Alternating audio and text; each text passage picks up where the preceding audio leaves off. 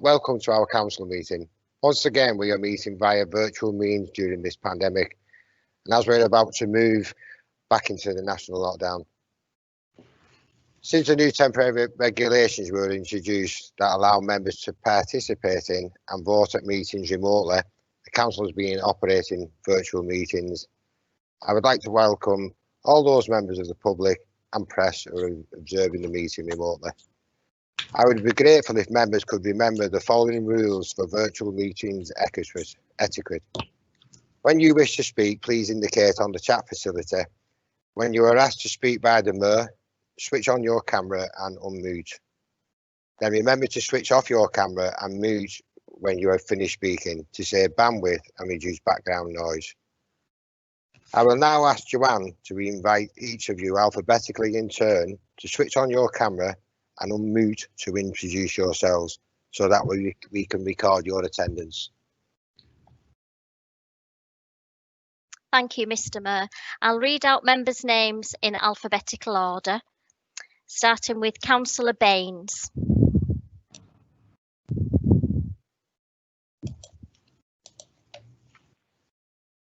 Thanks, Joanne. Thank you, Mr. Mayor. I'm Councillor David Baines, Ward Councillor for Windle and leader of St Helens Borough Council. Thank you. Councillor Banks. Good evening, everybody. Councillor Dave Banks, representing Earlstown Ward. Thank you, Councillor Banks. Councillor Bell.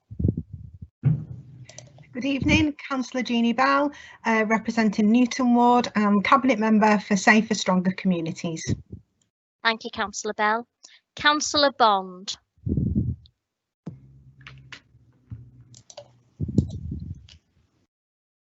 Good evening, I'm Martin Bond. I'm a ward member for Haydock and the portfolio holder for finance and governance. Thank you. Councillor Burns.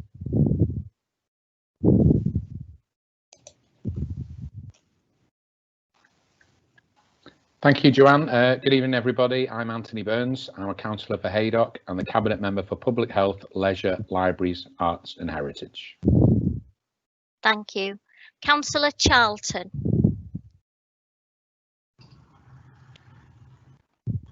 Thank you, Joanne. Councillor Nova Charlton, Councillor for Thatto Heath and Cabinet Member for Children and Young People. Thank you. Councillor Clark. Evening, everybody. Councillor Lynn Clark, representing Town Centre Ward. Thank you. Councillor Cunliffe.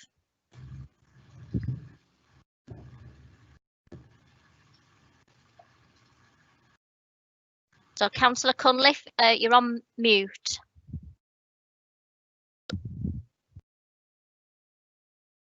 We'll come back for Councillor Cunliffe. Councillor Fulham.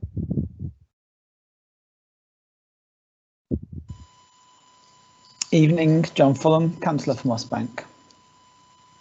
Thank you. Councillor Gomez Asprom. Good evening, my name's Seb Gomez Aspron. I'm a councillor for Newton and Willows and deputy leader of St Helens Council. Thank you. Councillor Greaves. Good evening, everybody. I'm Donna Greaves, councillor for Rainhill Ward. Thank you. Councillor Grucut.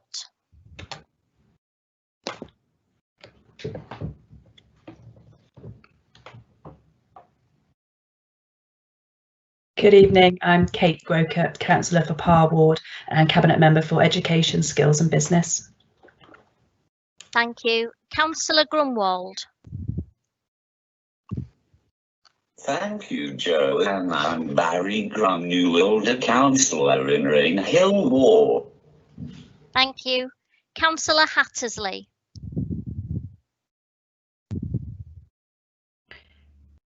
Good evening, everybody. Oh, Councillor Hattersley, you went on mute. Good evening, everybody. I'm Councillor Hattersley, councillor for Heathwood. Thank you. I think we're having a few problems with the Wi-Fi tonight for Councillor Hattersley. Can we have Councillor Jimmy Jackson? Good evening, everybody. Good evening, everybody. Councillor Jimmy Jackson, Sutton Ward. Thank you. And Councillor Pat Jackson. Good evening, Pat Jackson, Councillor for Sutton. Thank you. Councillor Janet Johnson. Hi everyone, Councillor Janet Johnson representing Sutton Ward. Thank you. Thank you. Councillor Jones. Where on the list here. Good evening all, Councillor Alan Jones representing Rainford Ward. I am the leader of the Conservative group on council. Thank you. Thank you. Councillor Derek Long. Good evening, Councillor Derek Long, proudly representing the communities of West Park Ward. Thank you. And Councillor Tricia Long. Good evening, everybody. Tricia Long, representing Mossbank Ward. Thank you. Councillor Lynch. Good evening, Councillor Paul Lynch, representing Mossbank Ward. Thank you. Councillor Maloney. Good evening, everybody. I'm Linda Maloney, representing Blackroot Ward. Thank you. Councillor Macaulay. Good evening, everyone. I'm Richard Macaulay, Thatcher Heath Ward Councillor and Cabinet Member for Regeneration and Planning. Thank you. Councillor McDonnell. Good evening, everyone. I'm Councillor Dennis McDonnell and I represent Billinge and Sanley Green Ward. Thank you. Councillor Murphy. Good evening, everybody. I'm Sue Murphy. I represent Billinge and Sanley Green Ward. Thank you. Thank you. Councillor Mussell. Good evening, everybody. I'm Linda Mussell, representing Rainford Ward. Thank you. Councillor O'Keefe.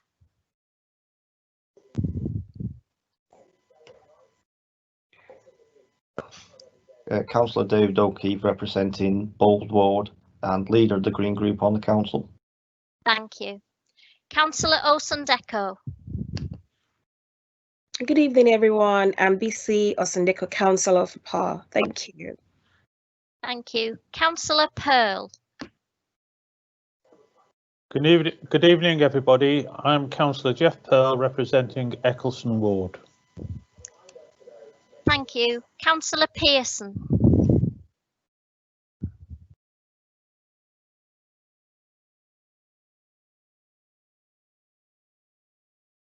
So can Councillor Pearson hear me? Hello. Hello, Councillor Pearson. If you want to introduce yourself. my computer went down then. I'm Councillor Joe Pearson and I represent Billinge and Sanley Green Ward. Thank you. Councillor Charlie Preston. Good evening, Charlie Preston, Councillor for Ayleston. Thank you. And Councillor Lisa Preston. Good evening, everybody. Lisa Preston, Councillor for Bold. Councillor Pritchard. Good evening, everyone. Paul Pritchard, representing West Park Ward. Thank you. Councillor Quinn. Good evening, everyone. Marlene Quinn, representing West Park Ward, Cabinet Member for Health and Social Care. Thank you. Councillor Reynolds. Councillor Rob Reynolds, representing Rainford Ward. Thank you. Councillor Smith.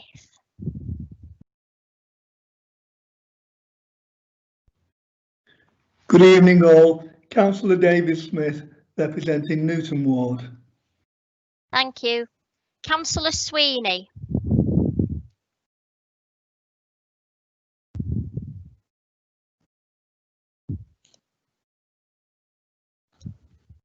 Good evening, everybody. Councillor Michelle Sweeney, representing Town Centre Ward. Thank you. Councillor Tasker. Good evening, everyone. Councillor James Tasker, Independent Councillor for Rainhill Ward. Thank you. Councillor Uddin.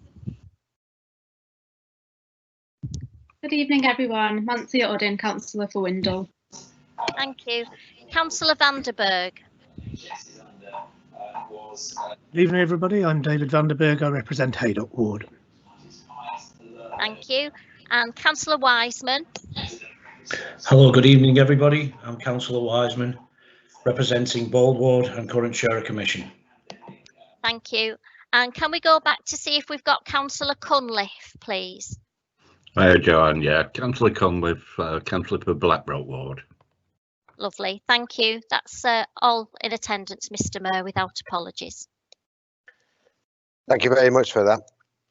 Item 1. The minutes of the council meeting held on the 30th September 2020 are before you. Is it agreed that I sign them as a correct record? Agreed. Agreed. Agreed. Agreed. Agreed. Agreed. Are there any apologies for absence?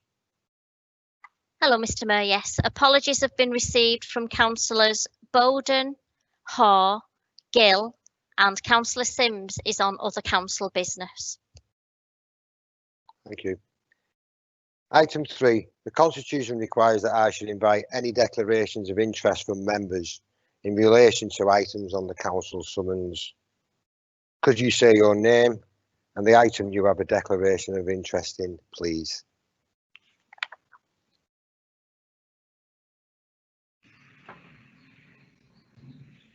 Item 4. In October, the Queen's birthday honours were announced. I would like to congratulate the following who live in the borough on receiving awards. Elaine Inglesby-Burke became a dame for services to nursing, and Francis Costello received an MBE for services to education. Last week, we heard that former councillor Ken Cleary had passed away. Ken was mayor in St Helens in 1990 to 1991, and our thoughts are with his family at this sad time. Councillors Quinn, Murphy and Pearson have indicated they wish to speak. Councillor Quinn. Yeah.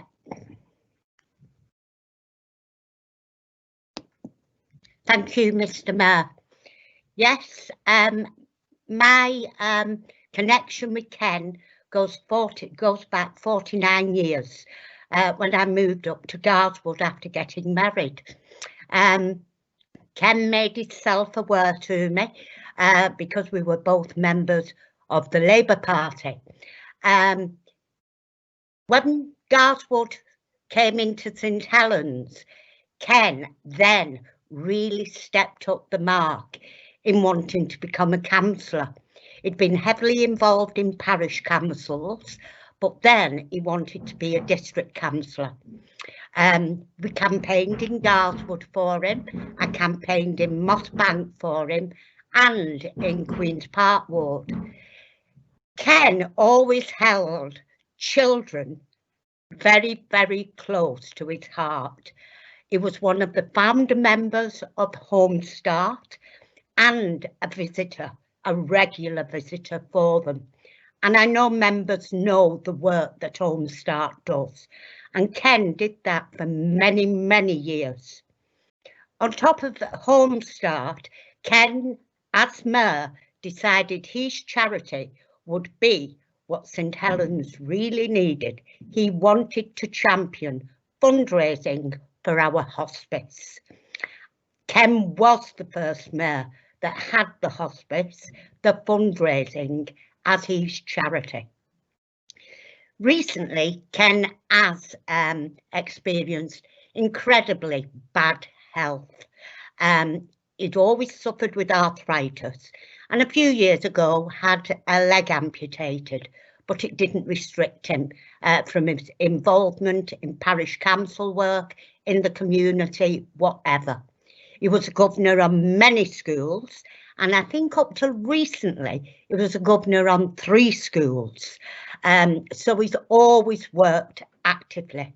It is with sadness that I send my condolence to Sandra and his 3 children. But we'll never forget him because his legacy is Home Start is still thriving and our hospice is still there, and let's hope it remains there.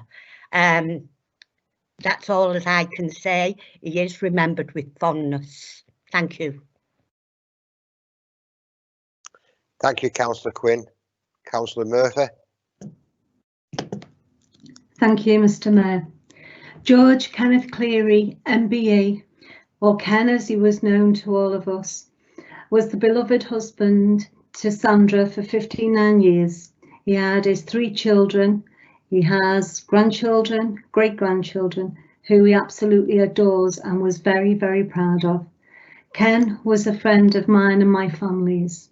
I met Ken 28 years ago at a Labour branch meeting, and he has always supported me in my political career. Ken once told me that once you become involved in politics, you will never and can never walk away from it. And how true that is, as despite Ken's failing health, he still loved his politics and loved nothing better than in getting involved in a political debate.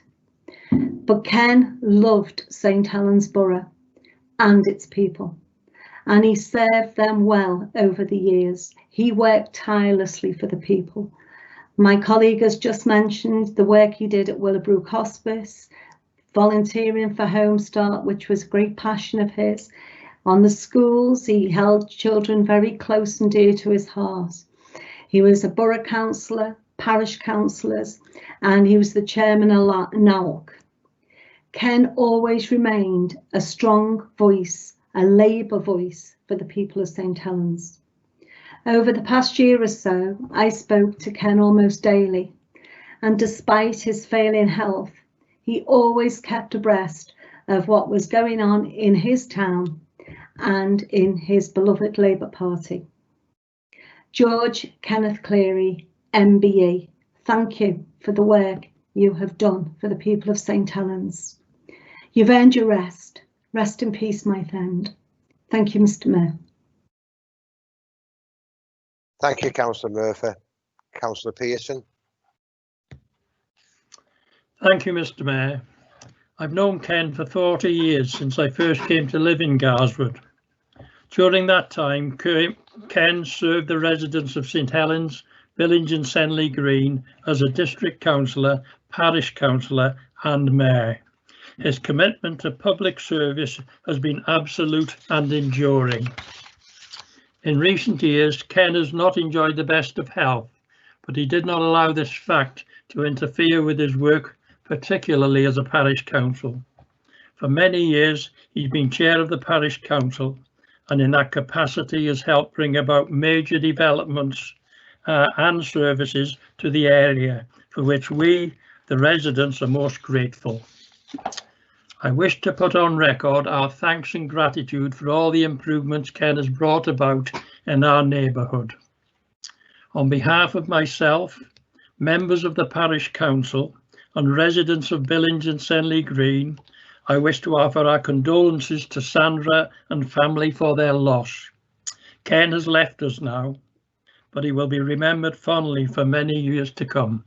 Thank you, Mr. Mayor. Thank you, Councillor Pearson. This is the last council meeting that Sarah O'Brien will be attending as Executive Director of Integrated Care and Accountable Officer for the CCG. Sarah is moving to a new job in the new year as Executive Director of Strategy and System Development for Cheshire and Merseyside Health and Care Partnership. Sarah has helped St Helens lead the way nationally in health and social care integration through the innovative and award-winning St Helens Cares. Working across St Helens Borough Council and St Helens Clinical Commissioning Group, Sarah has helped to bring about collaborative approaches that have benefited residents and created great links between social care staff, such as the shared cares, record and contact cares.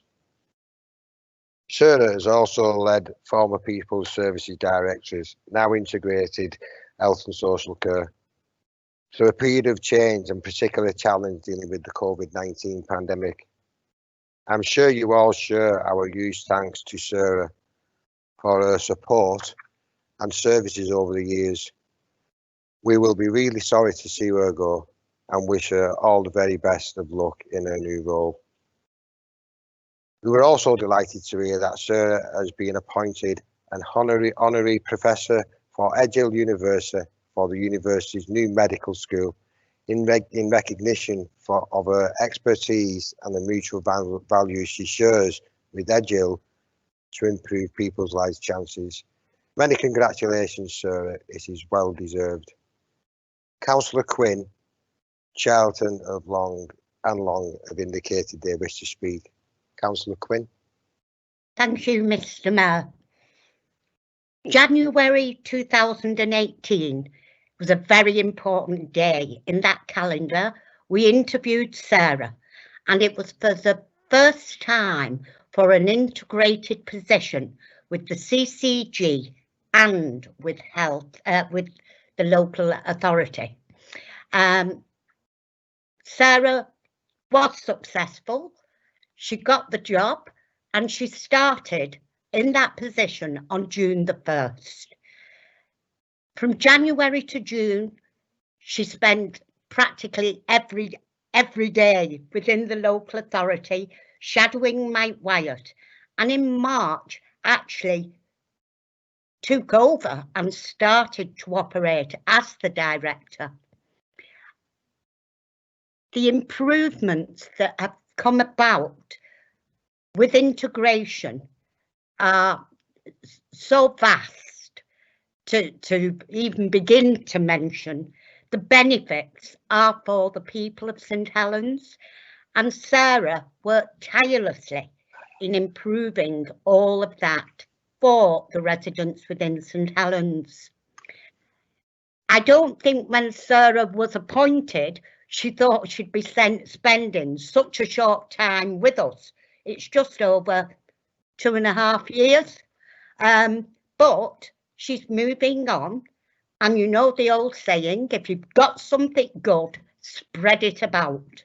And that is what Sarah's going to do. She's going to spread all her knowledge that she's got and she's gained within local government, because it was the first time, I'm sure, that Sarah had come into local government at such a high level. And I'm sure it wasn't an easy task for her, but she coped admirably doing it. I thank Sarah on a personal basis, because it was a dream come true for me when we integrated. It was something that was really needed and something that Sarah was passionate about. I know our chief executive is passionate about it, and now our public are feeling those benefits and the passion from the workforce that Sarah has helped to appoint and put in place to carry this work forward. The best of luck, Sarah, in your new position. You're not leaving us, because I know you live in the ward, you live in the town, your children are educated in the town, and I know you'll always be a strong voice for the town. So thank you. Best wishes. Thank you very much, Councillor Quinn. Councillor Charlton. Thank you, Mr. Mayor. I'd just like to echo what Councillor Quinn has said and add a few points regarding Sarah's contribution to children's services.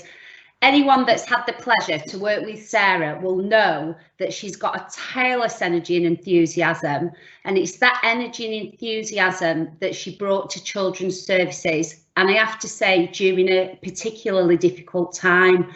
Sarah started, as Councillor Quinn said, over 2 years ago, and what Sarah did was she started children's services on an improvement journey, which is now beginning to be recognised by both Ofsted and the Department of Education. So I just want to say, Sarah, on behalf of us all, I'd like to thank you for your hard work and commitment to improving the lives of children and young people in the borough, and wish you well in your new role. Thank you, Councillor Charlton. Councillor Long. Okay, thank you, Mr. Mayor. I would like to add my thanks and put them on record as well to Sarah, obviously for her wider work within the council, but especially for her work for the Children and Young People Services Scrutiny Committee. It's been a real pleasure to work with Sarah. To echo Nova, I will miss her enthusiasm, dedication and focus on improving the lives of the children and young people in our borough, and especially the most vulnerable. Thank you, Sarah, and very best wishes for your new job. Thank you very much, Councillor Long. Does Councillor Derek Long wish to speak? Thank you, Mr. Mayor. Thank you, Mr. Mayor. I'd just obviously like to echo what's been said by other colleagues. I've written to Sarah on a personal basis already, but I'd like to put formally my thanks and congratulations. My thanks particularly in terms of her service when I was leader. She started and very rapidly found herself addressing a very challenging set of inspections, but what I was struck with from the very, very start was her commitment, as people have said, and also her enthusiasm and the way in which she engaged with the challenge of altering the direction or orientation of our social services, particularly for children and young people. I was always worried that she was accountable for, I think, the thick end of £400 million. That's nearly £500 million one way or another. And I think that can't be an easy thing to have to bear in mind when you go to sleep at night. But I think she's done a great job for the borough, and I wish her all the very, very best. And the only plus point I can perhaps draw from this is the fact that she won't be entirely lost to healthcare within our area. So I wish her all the very best, and look forward to seeing her in other roles where she can give the Borough of St Helens her best service. Thank you very much. Thank you very much, Councillor Long. Are there anybody else who wishes to speak before I move on?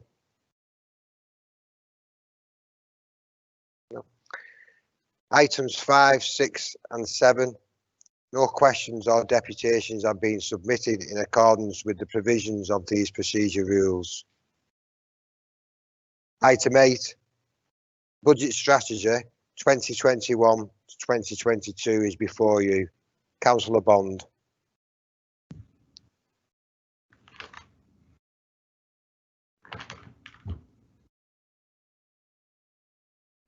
Thank you, Mr. Mayor. I move the recommendation on page 18 of the council summons and would like to speak on the item. I second that, Mr. Mayor. Thank you. Are there any questions or comments? All those in favour? Sorry, Councillor Bond.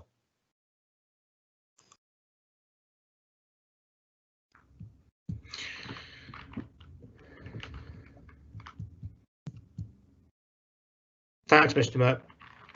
The reports to items 8 and 9 were first published publicly on the 29th of September and were considered on the 7th of October at Cabinet.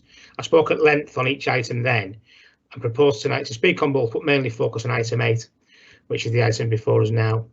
At the point when these items were published, the Borough hadn't entered Tier 3 of the then emergency measures announced by government, and a general lockdown was seemingly not on the government's agenda, despite the sage advice that it was needed. Much has changed for the whole country since the papers were published, and I want to bring Council up to speed on the current financial situation the authority finds itself in on the eve of the second lockdown. Since the reports were published in September, the Ministry for Housing, Communities and Local Government have made further commitments on direct COVID-19 funding for local government and expanded the criteria for COVID-related loss of income, amongst other things. MHCLG have provided a fourth tranche of funding of 3.9 million, taking that funding up to just over 17.1 million for St Helens Council. That's in the reports at paragraph 4.1 in a table. It's on page 20. Members can see that the projected net in-year pressure to this tranche of funding, prior to this tranche of funding, was 3.2 million. Some uncertainty is built into the figures in the reports, as there's been a slew of reporting requirements and consequent announcements from MHCLG over the course of the pandemic. It's fair to say there's been a consistent requirement from the government for granular detail in reporting, which hasn't been coupled with a clear sense of what is and isn't material to the assessment of how resources are allocated. Nevertheless, what we do know is that the tranches of income so far are not inclusive of lost income, which is subject to a different reporting regime to COVID-19 related budget pressures. Those income related returns have been submitted, and in the last week the government has broadened the scope of the income replacement formula. Now at present it's not clear when and how much of the lost income will be replaced. But what is clear amidst this ever shifting scene is that the emergency budget actions that were taken earlier in the financial year and the 4 tranches of funding received so far means that the authority is now able to project a balanced budget in this year, thus removing the need for any further budgetary actions. What remains to be said is that the impact of the pandemic on next year's budget is still hugely significant. Whilst the local government settlement is due to be announced on the 25th of November, it's anticipated that it will possibly be as late as Christmas Eve before the actual allocation for St Helens will be known. So work on preparation for the 2021-2022 budget is ongoing, and all the usual consultations will run in the normal time frame. Our sibling authorities in the city region are in a similar position to ourselves, and in my opinion the work done by the leaders and the Metro Mayor in the run-up to the Tier 3 restrictions have resulted in government listening to their requests for appropriate funding, at least in the short term. Whether or not that extends into the long term, we shall see. It should be noted that even since then, the picture has dramatically changed as the whole country now enters lockdown. So, in conclusion, Mr Mayor, I want to pay tribute to the work that the officers in corporate services have done to assess and calculate the sheer scale of the impact of the pandemic on the council's finances. They have, amongst many other things, designed, implemented and distributed funds for several schemes requested and funded by government. They've kept central government updated in exhaustive detail of the cost of the pandemic and supported the other departments and the authority in working on the budget process for next year. The situation at this moment is not as anybody would have been able to confidently project through the late spring and summer. Many uncertainties remain in terms of the cost of the pandemic, and as the facts and the funding changes, we will react accordingly. Thank you, Mr Mayor. Thank you, Councillor Bond. Are there any questions or comments? Councillor Baines.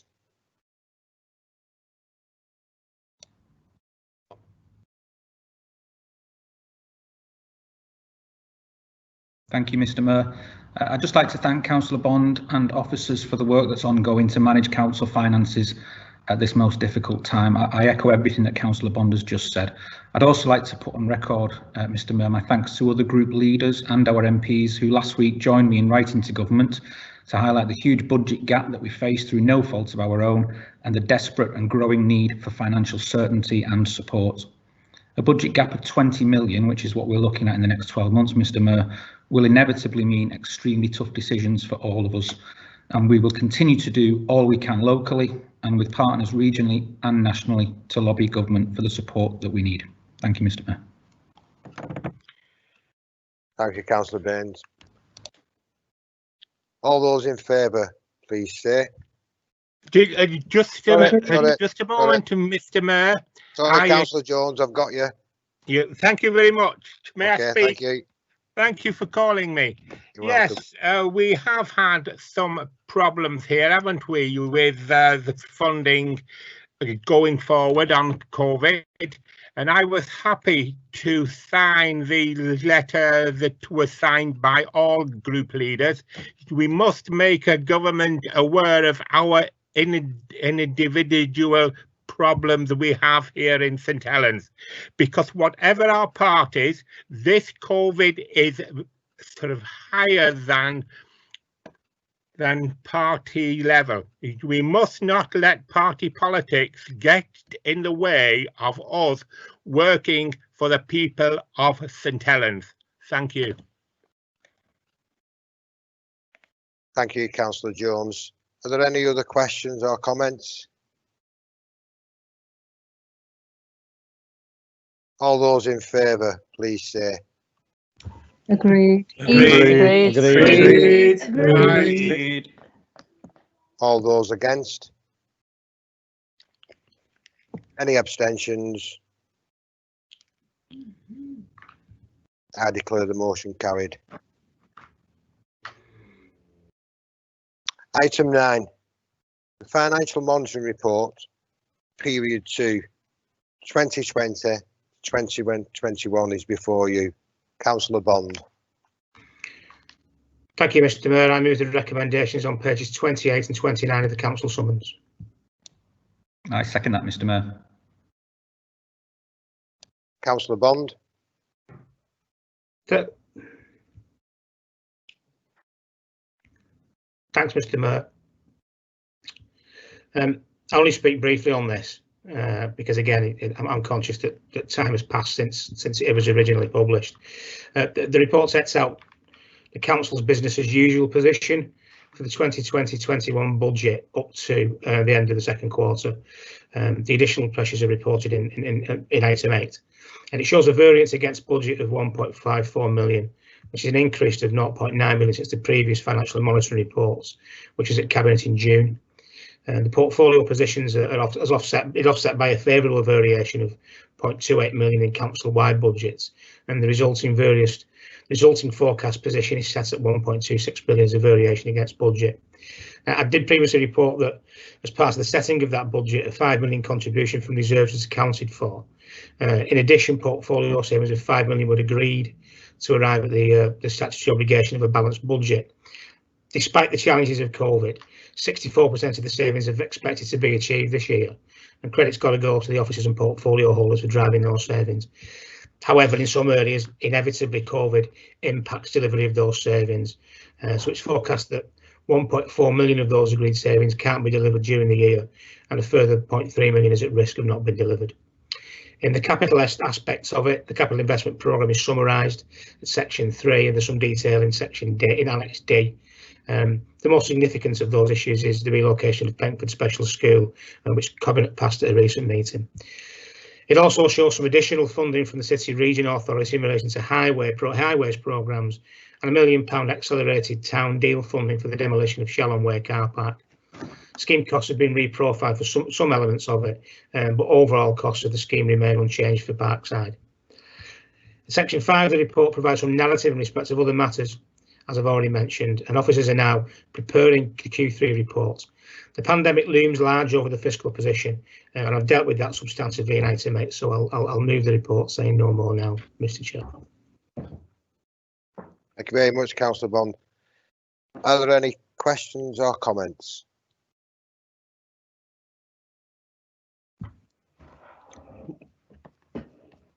All those in favour, please say.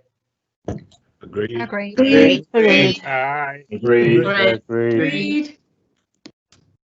Any against? Any abstentions? I declare the motion carried. Item 10. Members Allowance Scheme, Independent Remuneration Panels, Recommendations and Appointments of Chair and of Audit and Governance Committees before you. Councillor Bond. Thanks, Mr. Mayor. I move the recommendations on page 46 of the council summons. I don't propose to speak unless there is any issues that require clarification. I second that, Mr. Mayor. Thank you. Are there any questions or comments?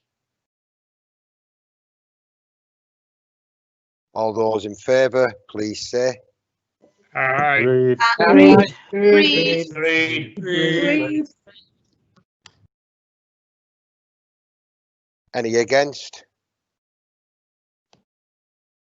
Any abstentions? I declare the motion carried.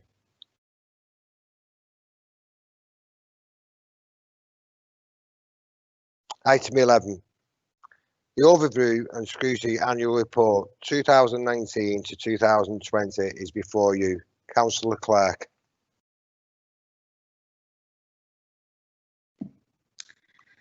Thank you, Mr. Mayor. I move the recommendations on page 70 of the council summons. I second that, Mr. Mayor.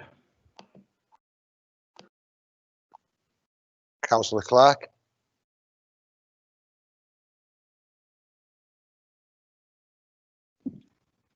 I don't wish to speak, thank you.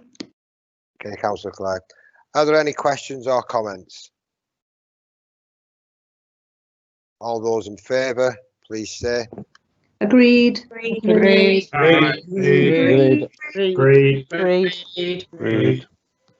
Any against? Any abstentions? I declare the motion carried. Item 12. Notices of motion in accordance with Council Procedure Rule 12. There are 4 motions on the summons marked items 12A to 12D, which you have all read. I will ask for a proposer and a seconder for each motion rather than them being read out. The proposer will have up to 10 minutes to speak on the motion in accordance with the Council Procedural Rules. Councillor Grunwald.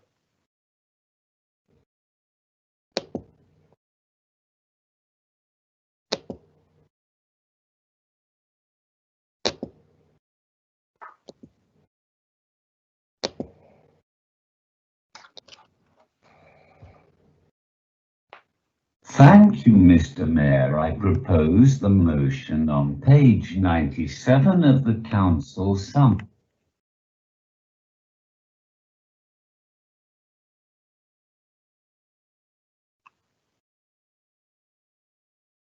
Can I have a second for that, please? Can I second that, Mr. Mayor, and reserve the right to speak? Thank you. Councillor Grunwald. The motion is clear, so I won't spend too much time as we have a weighty agenda tonight.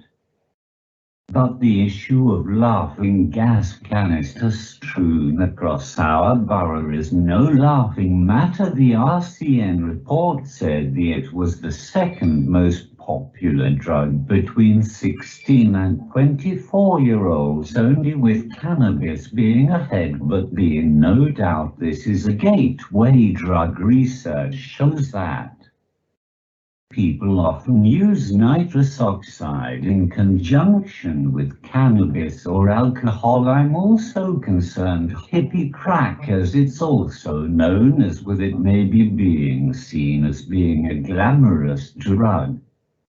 With Raheem Sterling pictured allegedly to have been taking it, and Kyle Walker even admitting to taking in Mason Greenwood. I know Carl has spoken out that all 3, as well as English football players, are role models, and any use will be seen by young people as glamorous. The dangerous substance causes dizziness and can lead to unconsciousness or death, as it removes oxygen from. But it has been difficult to control under criminal law.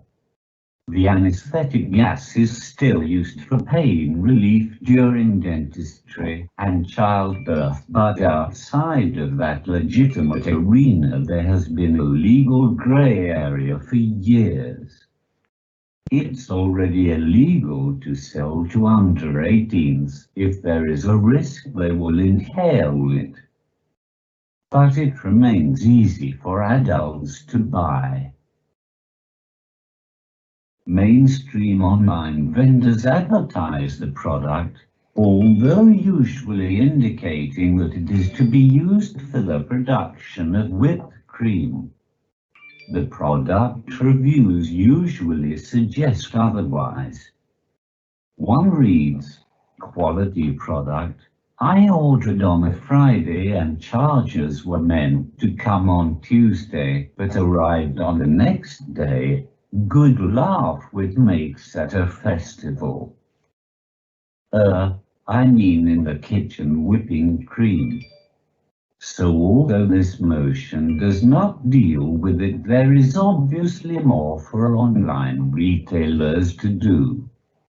While it is illegal to supply or import the drug for human consumption, it can be purchased and used for medical reasons, which obviously I support legitimate use.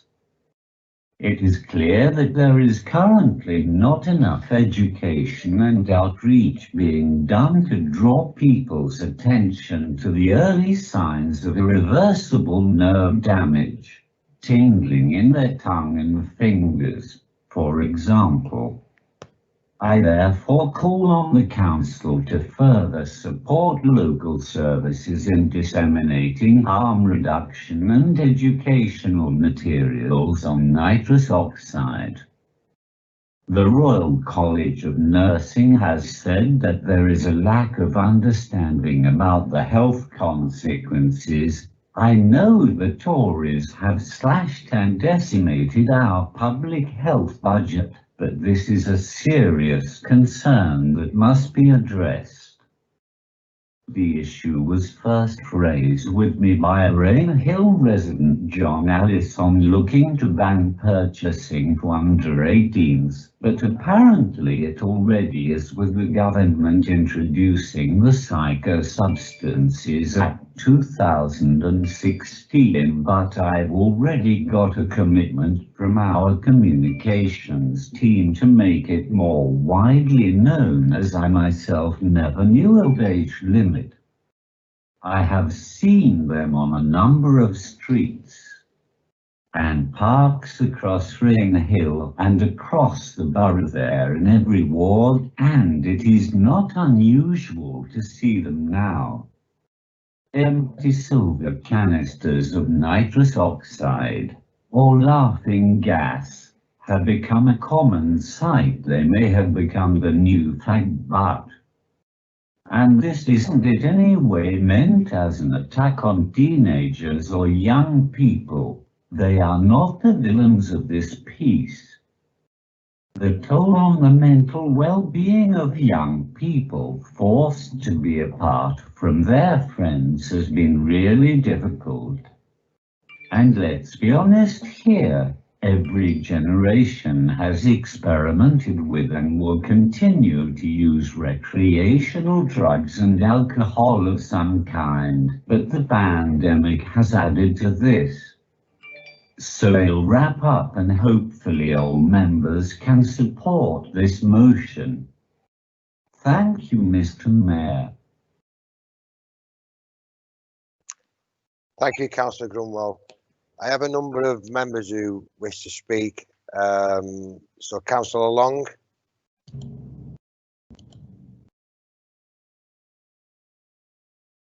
Councillor Trish Long. Councillor Marcel. Thank you, Mr. Mayor, and thank you, Councillor Grunwald, for raising this issue. I fully support this motion. The long list of potential serious harms to children and young people using this drug are terrible, including brain and nerve damage, depression, psychosis, and even sudden death. Experienced youth workers I've been speaking with this week have all made the same points to me in conversations I've had with them recently. Some young people are increasingly vulnerable to using nitrous oxide for the usual reasons, wanting to fit in with friends and avoid being left out, as much an anathema to them as the rest of us. Nitrous oxide is cheap and available, advertised all over social media. For young children, susceptibility to using the drug is at any time, but a pinch point can be from the transition from primary school. Lastly, and very importantly, young people don't realise how dangerous nitrous oxide can be, in part because of its name, laughing gas, but also because it hasn't figured prominently enough, if at all, in drugs education, which tends to focus on cannabis and so on. Therefore, I fully agree with Councillor Grunwald that it's important to raise awareness of the dangers of nitrous oxide and to include it in future consultation with residents. Thank you. Thank you, Councillor Long. Councillor Bell, apologies for that. You can now come in. Thank you, Mr Mayor, and thank you, Councillor Grunwald, for bringing the motion to council. I'm happy to second this as Cabinet Member for Safer and Stronger Communities. As you'll all be aware in the Chamber, this is something that we have committed to addressing in community safety and with our partners, which is why, despite lockdown in July to September this year, the community safety team, the Young People's Drug and Alcohol team, developed and launched a campaign called Nothing to Laugh About. This was in response to growing concerns from the public during the summer months over perceived use of nitrous oxide canisters that had been left in parks and open spaces. The campaign was successful in the respect of the reach that we had. There was a 39,000 reach on our video views. We had hundreds of click-throughs to the landing page to give more information. The overall social media campaign reach was around 50,000, and again with hundreds of links through to the council report online page. And we've actually been contacted by other local authorities to use the campaign that we have developed. So it was good. However, that campaign has now ceased, and that's why I welcome this motion today. The Young People's Drug and Alcohol team, Community Safety and Youth Services have worked together to continue this conversation with young people and have maintained vigilance on the issue. And actually, intelligence is now telling us that the age group that we need to be raising awareness with is younger adults, so aged 18 plus. And as such, we have a future campaign that's going to be targeted at places such as colleges and FE and HE to ensure that we are highlighting the risks to that age bracket, as well as the work that will continue with the younger ages. With the onset of autumn and winter, it's probably likely that people will be less likely to gather in parks and open spaces, but just because we can't see it doesn't mean that it's not happening. It still will be happening. And when we consider that, according to the 2018-19 crime survey for England and Wales, it's incredibly easy to get hold of the drug. A quarter of the respondents of that survey said they could obtain it within 24 hours, either from friends, family members, dealers, shops and the internet. So Councillor Grunwald's absolutely right on the need to continue and maintain that work on education, and that isn't going to go away after one campaign or two campaigns. It's going to be something we're going to have to keep on doing. Nitrous oxide isn't safe, as has been said already. It isn't harmless. The Royal Pharmaceutical Society's chief and the former Welsh director both wrote in the British Medical Journal that they actually expect to see a rise in the number of patients suffering neurological damage from using nitrous oxide, and pointed to a parliamentary report that showed household solvents and drug use in children from aged 11. And that it usually starts with nitrous oxide, and that's a terrifying statistic. So the future campaign over the coming weeks will still provide information for the public on this issue so that concerned residents can report any littering, which will give us an indication of where it's happening. And as we know more about the use of nitrous oxide in our community, we will continue to tailor those campaigns to look at adults as well, because it's, you know, that's an area of nitrous oxide use that we're not as clear on. So education is a key part of tackling this, and it is with substance misuse in general. And myself and teams within community safety, Young People's Drug and Alcohol and right across the council are 100% committed to this approach. So I welcome this motion and I'm happy to second it, Mr Mayor. Thank you very much, Councillor Bell. Councillor Michelle.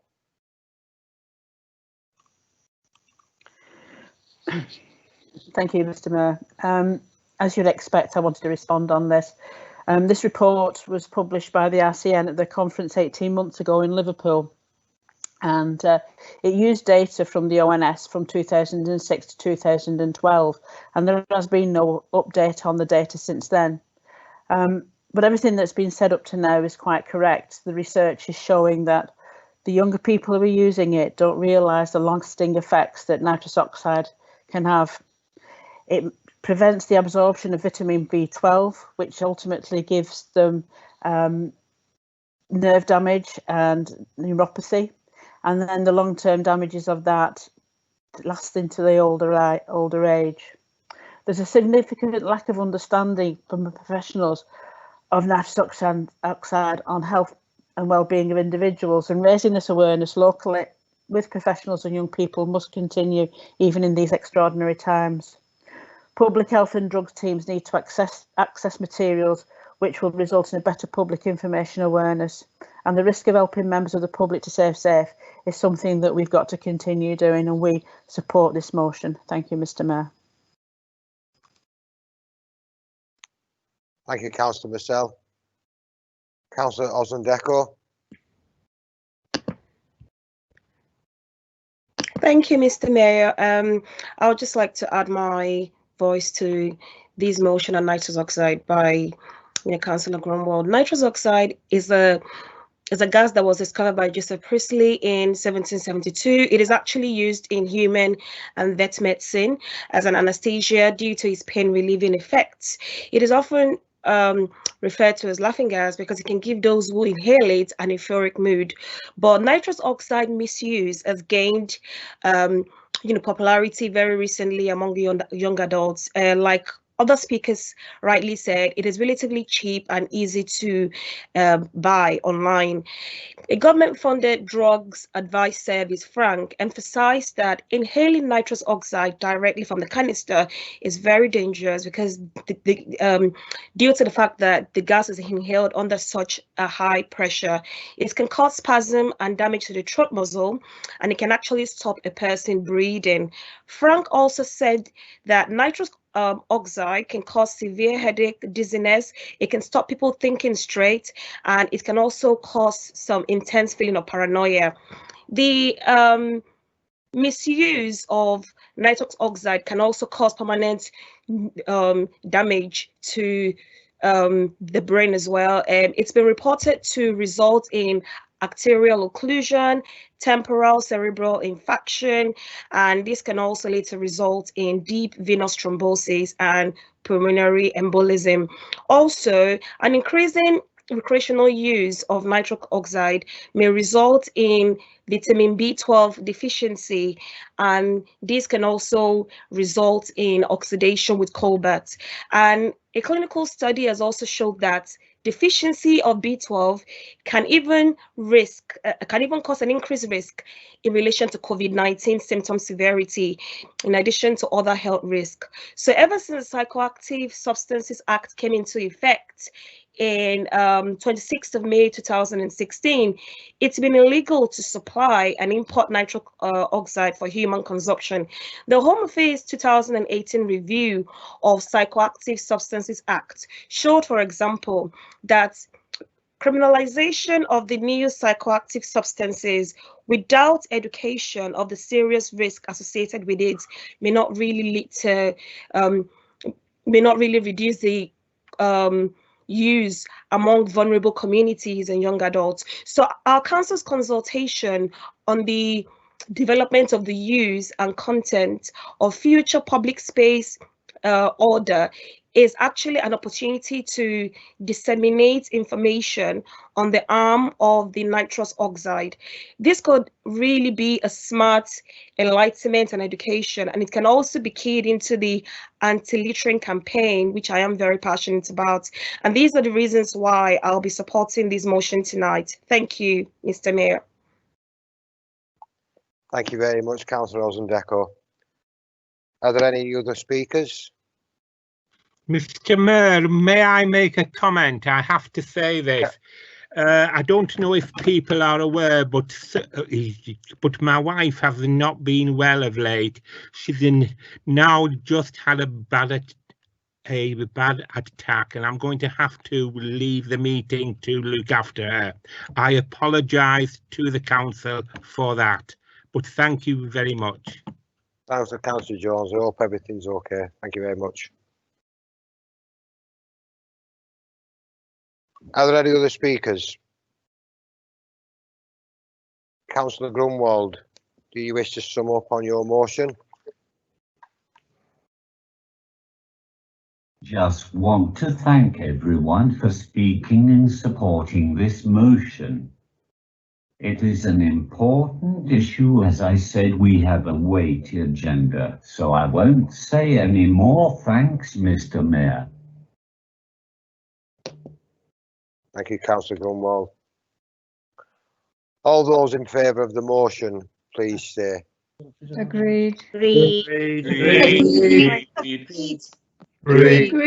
Agreed. Agreed. Any against the motion, please say. Any abstentions, please say. I declare the motion carried. Now for the second motion. Councillor Gomez Asperon.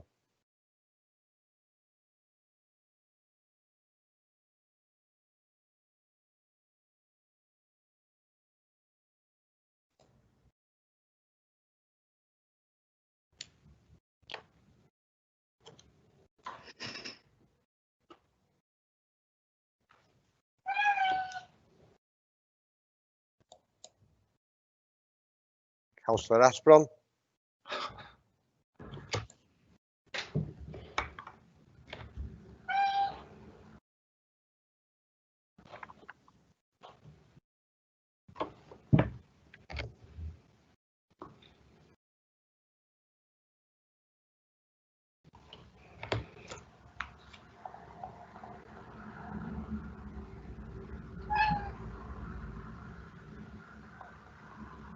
Councillor Asperon, I think you're on mute.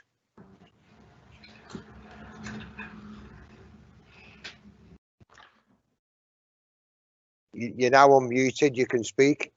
Sorry, can I just check whether you can hear me or not? Yes, we can. I can hear you. Yes. Sorry, I'm not playing hard to get everything stopped working at the same time. Then, so please bear with me. I don't know if the camera's on or not. We can hear you, but we can't see you. That's the best combination. We'll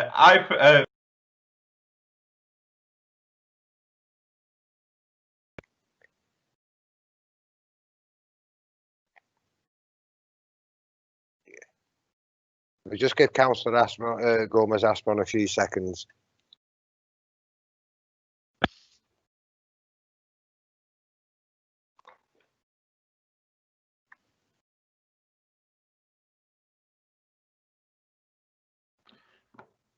Sorry, can I suggest that you come back to this item? It keeps telling me that somebody's muted me. So I'm going to restart my computer. And if you want to move to the next item, my suggestion would be let me restart and come back if you can hear me. Yes, we can hear you, Councillor. That's fine. No problem. I'm now going to move on to the third motion. Councillor Attersley.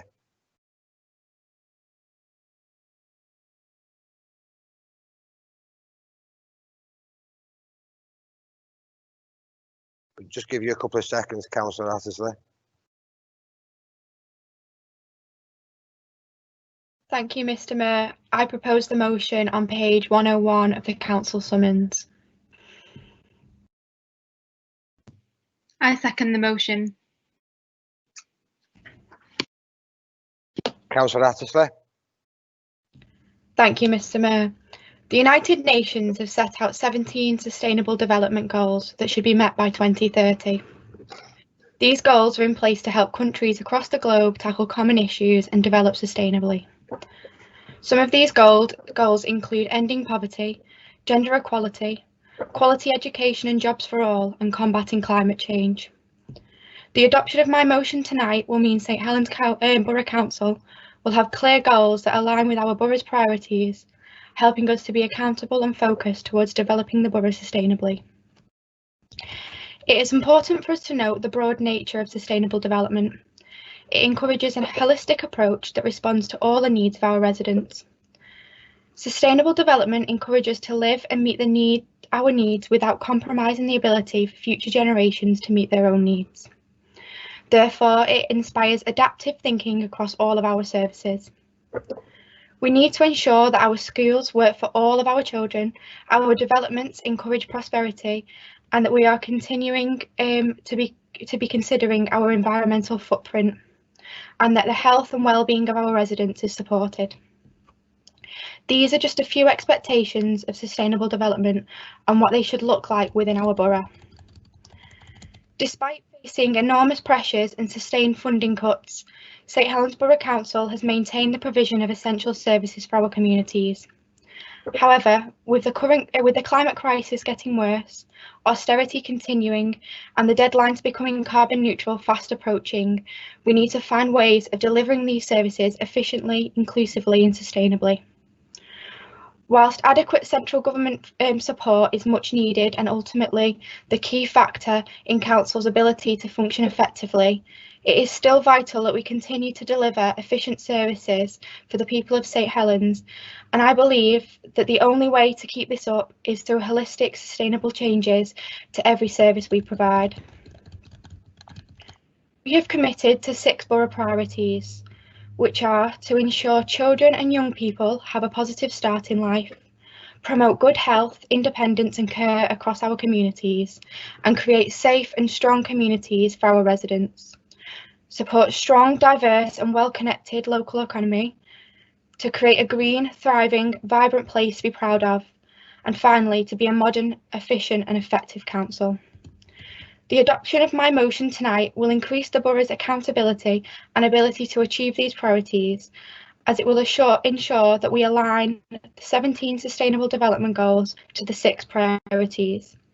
In doing this, we are providing further detail into how the council can deliver these priorities, and there will be clear deliverables expected for each priority. Given that the Cross-Party Local Government Association unanimously adopted a motion recognising the vital role that councils play in the planning, implementation and monitoring of the UK progress in meeting the ambitions of the 2030 SDG agenda, it is vital that we too recognise our role. By adopting my motion tonight, we'll be ensuring that we are playing our part as a local authority in the execution of the 2030 agenda. If this motion is adopted this evening, every report and policy that is brought to us will be required to indicate which goal will be supported by the approval of the report or policy. This, once again, is a necessary step forward for the Council, as it heightens our responsibility for and engagement with sustainable development. The coronavirus crisis has been increasingly difficult for the Council and the residents of our borough, but it has given us the opportunity to rethink some of the services that we deliver. Now, more than ever, is the right time for us to change our thinking for the better.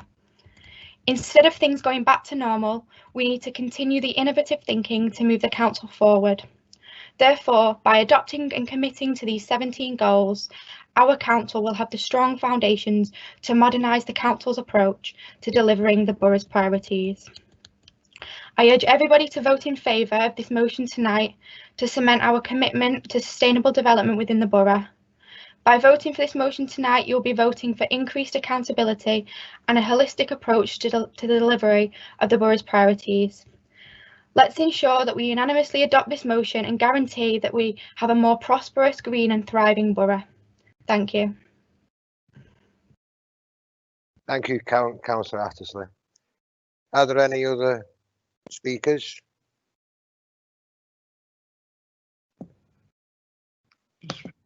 Councillor Reynolds. Thank you. There's a lot to welcome in this motion. We welcome the fact that the motion includes the council looking for positive things that we can do which are within our own powers. I also welcome the fact that there's going to be an attempt to align these goals with the borough strategy, and that there will be tracking of the progress against goals set. Be interested to hear about how the baseline is going to be set. Who would be in charge of overseeing this, and who will they be reporting to? Will they be reporting to one of the committees? On another note, I've just asked Alan if everything is okay, and he says he thinks everything is okay, but he's being cautious. Thank you. Thank you, Councillor Reynolds. Councillor Tasker.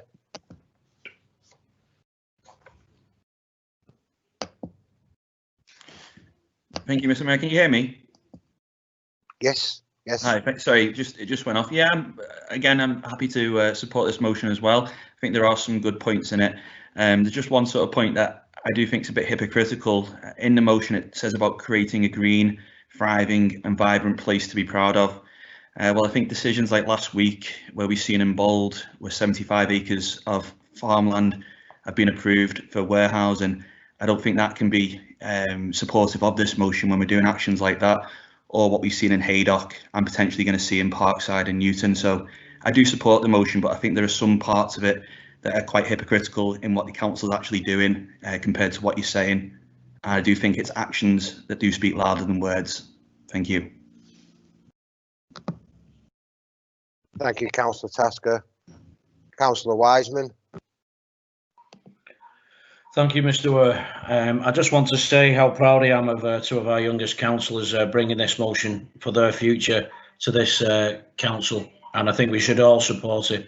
Even if we have criticisms, one thing we must remember in life and society is we're one race, the human race, and we're here to look after each other and set down stones for our future borough and our future sustainability for our children and our children's children. And one of those is education, and as well as just being mentioned, climate change and the environment. Because I just congratulate Councillor Hattersley and Councillor Udin for bringing this motion, and just to say we're very proud of you.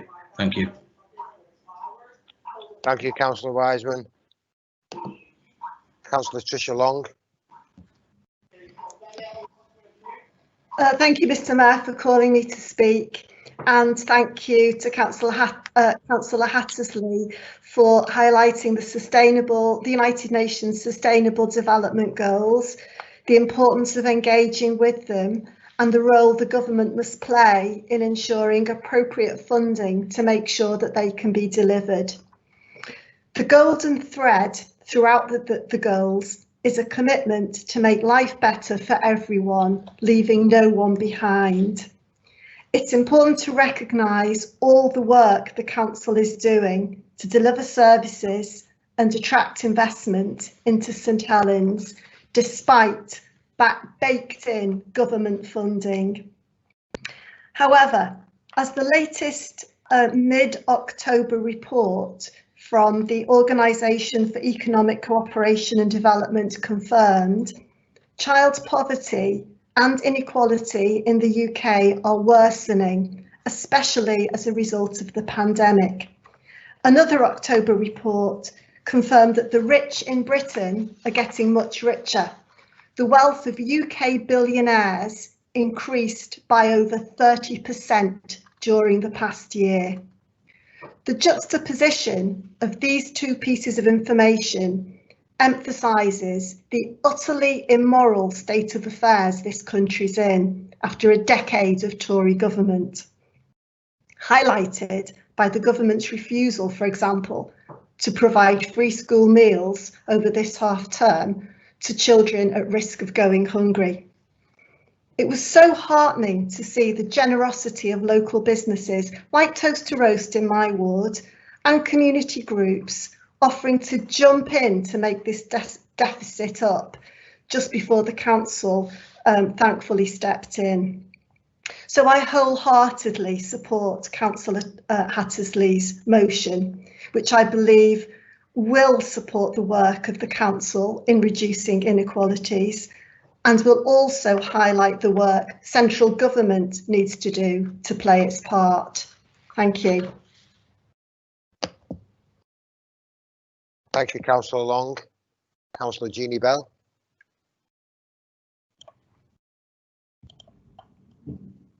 Thank you, Mr. Mayor. I'll be supporting this motion tonight, and I sincerely thank Councillor Hattersley and Councillor Udin for bringing this.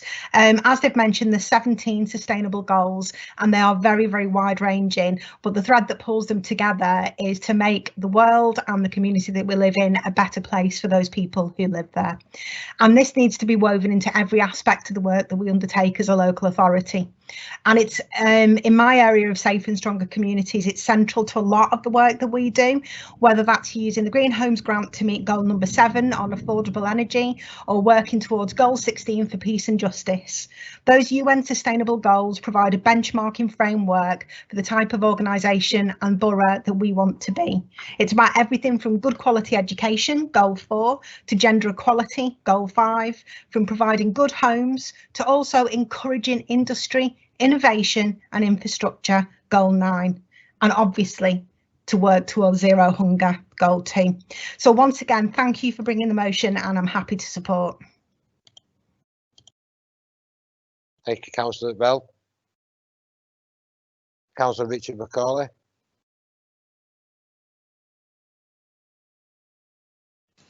Thanks, Chair.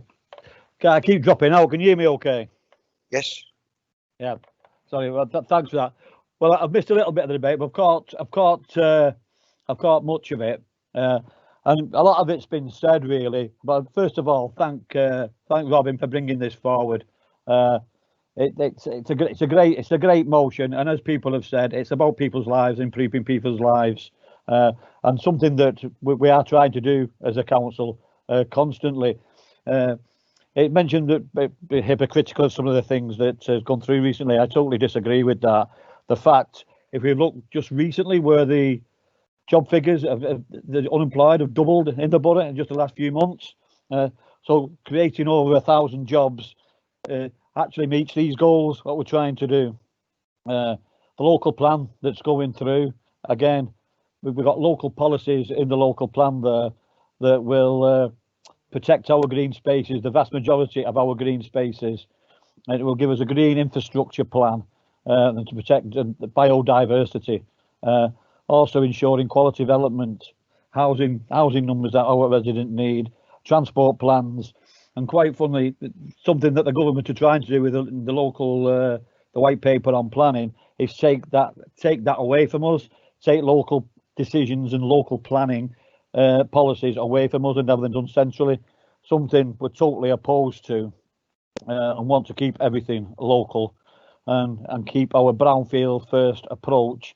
And we demonstrated that's where we've ended up sites like the Shires, Newbold, the Vulcan site in Newtonley Willows, the Waterside in my own ward, and the list goes on. I could name many more, Mr. Mayor. We are trying to improve people's lives. We are trying to keep to these goals. We've been working to this agenda for a while, and I'd like to thank Councillor Hattersley so we can formalise that in our documents. Thank you, Mr. Mayor. Thank you very much, Councillor Macaulay. Councillor Derek Long.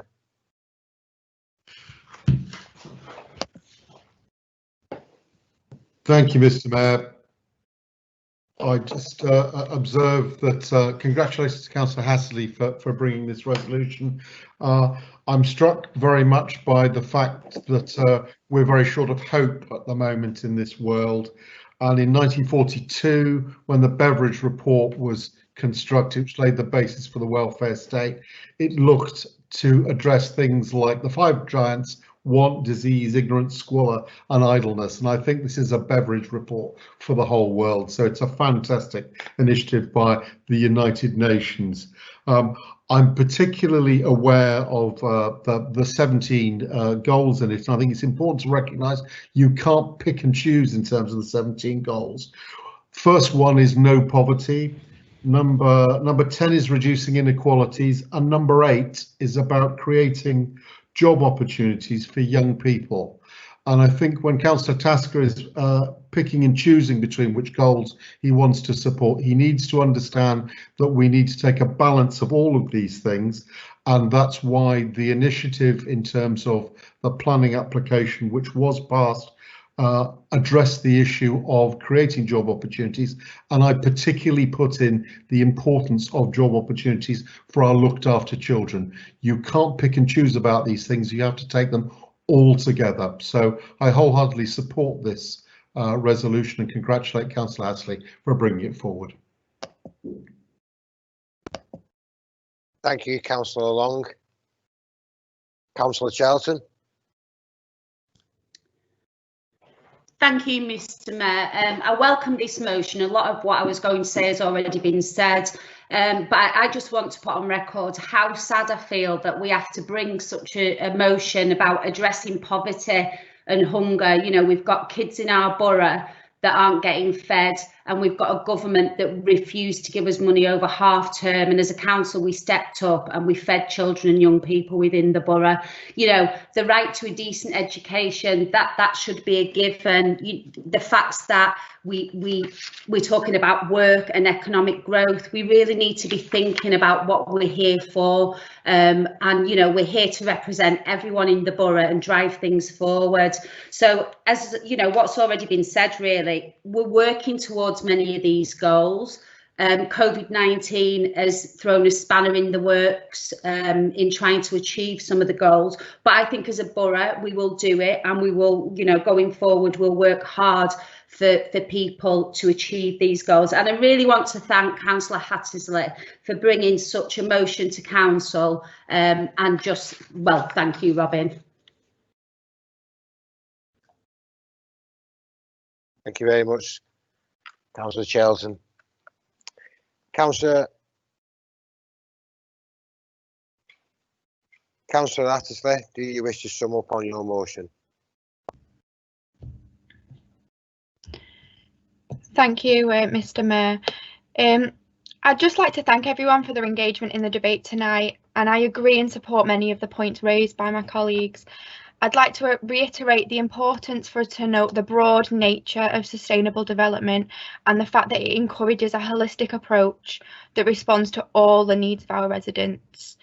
And this is particularly important for us to consider when voting on this motion tonight, as we want to encourage sustainable changes to be made across all areas of the council and all of our services. In response to Councillor Reynolds, there is already plans for the Place Services Committee, provided that this motion is agreed tonight, to work on the development of the tracking document, provided again that this is agreed at our first Place Services Committee meeting, and then hopefully it will be accepted and adopted by the Cabinet. In response to Councillor Tasker, I'd like to remind him that the Sustainable Development Goals include a vast range of different sustainable developments, and that the recent developments in bold actually support some of the Sustainable Development Goals, including Goal 8, which is the creation of jobs and growth. I'd like to add that despite the proposed and agreed developments within St Helens Council, we will still remain to have 58% of green belt coverage, and that's after all the developments are complete. We are also working towards supporting Goal 15, Life on Land, as in the Bold Ward and the Bold Forest Park Action Committee are ensuring that the council, along with its partners, are committed and will be developing the Forest Park, mainly in the Bold area of St Helens. This will encourage positive developments to support life on land. Once again, I urge everybody to vote in favour of this motion tonight to cement our commitment to sustainable development within our borough. Thank you. Thank you, Councillor Hattersley. All those in favour of the motion, please say. Agreed. Agreed. Agreed. Agreed. Agreed. Agreed. Agreed. Any against, please say. Any abstentions, please say. I declare the motion carried. I'm now going to go back to the second motion and call Councillor Gomez-Aspirin. Thank you, Mr. Mayor. I propose the motion on page 99 of the council summons. I second that, Mr. Mayor. Thank you. Councillor Gomez-Aspirin. Thank you. Like I say, please bear with me. I think I've been subject to some sort of misplaced Russian cyber attack on the American general elections, and it's landed in our borough. I'll have to ask Councillor Tasker to put a quote in with our friends from Russia today to sort me out. But going on to the motion is quite lengthy, and it was funny because the reason I put a lot of stuff in there was in case we had technical issues and I couldn't talk about it on the night. So I'm going to go over the first part, and so I'd like to say on record that the council thanks the residents of the Borough of St Helens, community groups, charities, businesses for coming together to look out for and support others across the borough. The council thanks them with sincere gratitude. our residents for sticking to the lockdown rules and practicing safety measures that have saved lives and kept people safe, the care workers, the NHS, our council and school staff, and all key workers for their long hours and commitment to keeping people safe. Over 1,000 people who volunteered through schemes such as St Helens Together approach, coordinated by this council, our local VCA, and the community aid networks, which produced the biggest volunteering operation in the borough since the end of World War II.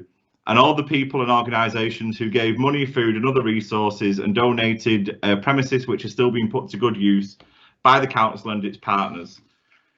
At that point, I'll go on to the feel of the rest of it. And it was an interesting motion because it was almost out of date by the time we got to the council meeting, in that the situation nationally is changing so much. But when I wrote this, we were in tier 3, and now ultimately everybody's going into tier 4. What is tier 4? And it makes some parts of the motion more relevant than before, in that we need to be able to see a way out of that. I'll just go through some of the points to elaborate on. So point 3 on the motion talks about adequate financial support. And that is generally around furlough and that type of stuff. So the Labour Party position nationally has always been that we support evidence-based restrictions as long as they come with proper and adequate financial support. The government valuing the workers of the north at 67% of their wages and telling us that was all we were getting. But as soon as the national lockdown impacted the south, it went up to 80%, shows us that they ultimately devalue the north. And that is unfair, Mr. Mayor. Point 5 was that the privatised Serco track and trace system was a farce. The government have thrown £12 billion at that. When at the same time they couldn't find the money to feed hungry children in school holidays. £12 billion for a system that doesn't work. And the fact that it's privatised is key in that, because they're not advertising it when they talk about it. They talk about it as the NHS track and trace system, which doesn't exist. It's the Serco one that they spent £12 billion on. And point 6, the point I would make there really is, imagine if we weren't starting from a point so far back that austerity and 10 years of cuts hadn't crippled public services to mean that we couldn't adapt. So moving back through the rest of it, it's sad, and I don't like.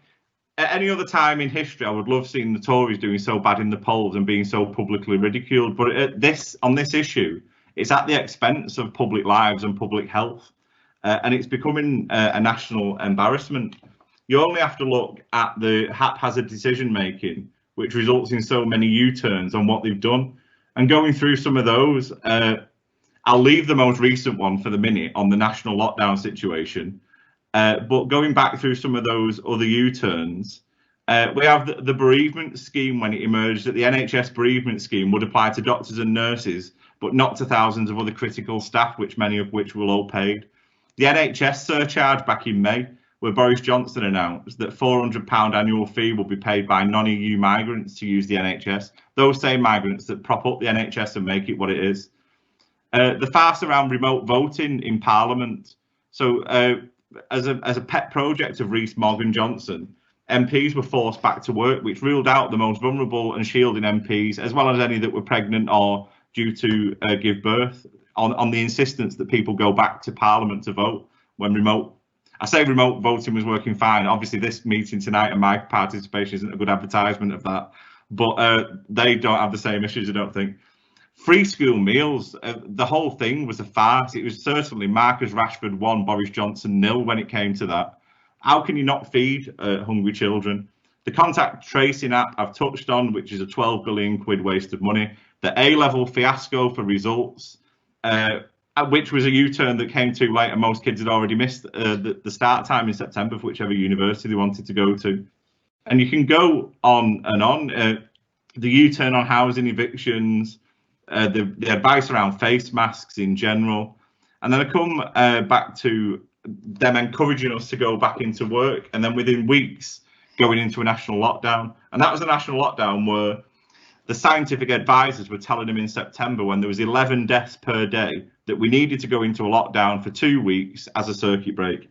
Today, 492 people died of coronavirus, and that is a direct result of the government's lack of action. When scientists were telling them to do it, The government were ridiculing Labour for following the scientific advice to tell them to do it.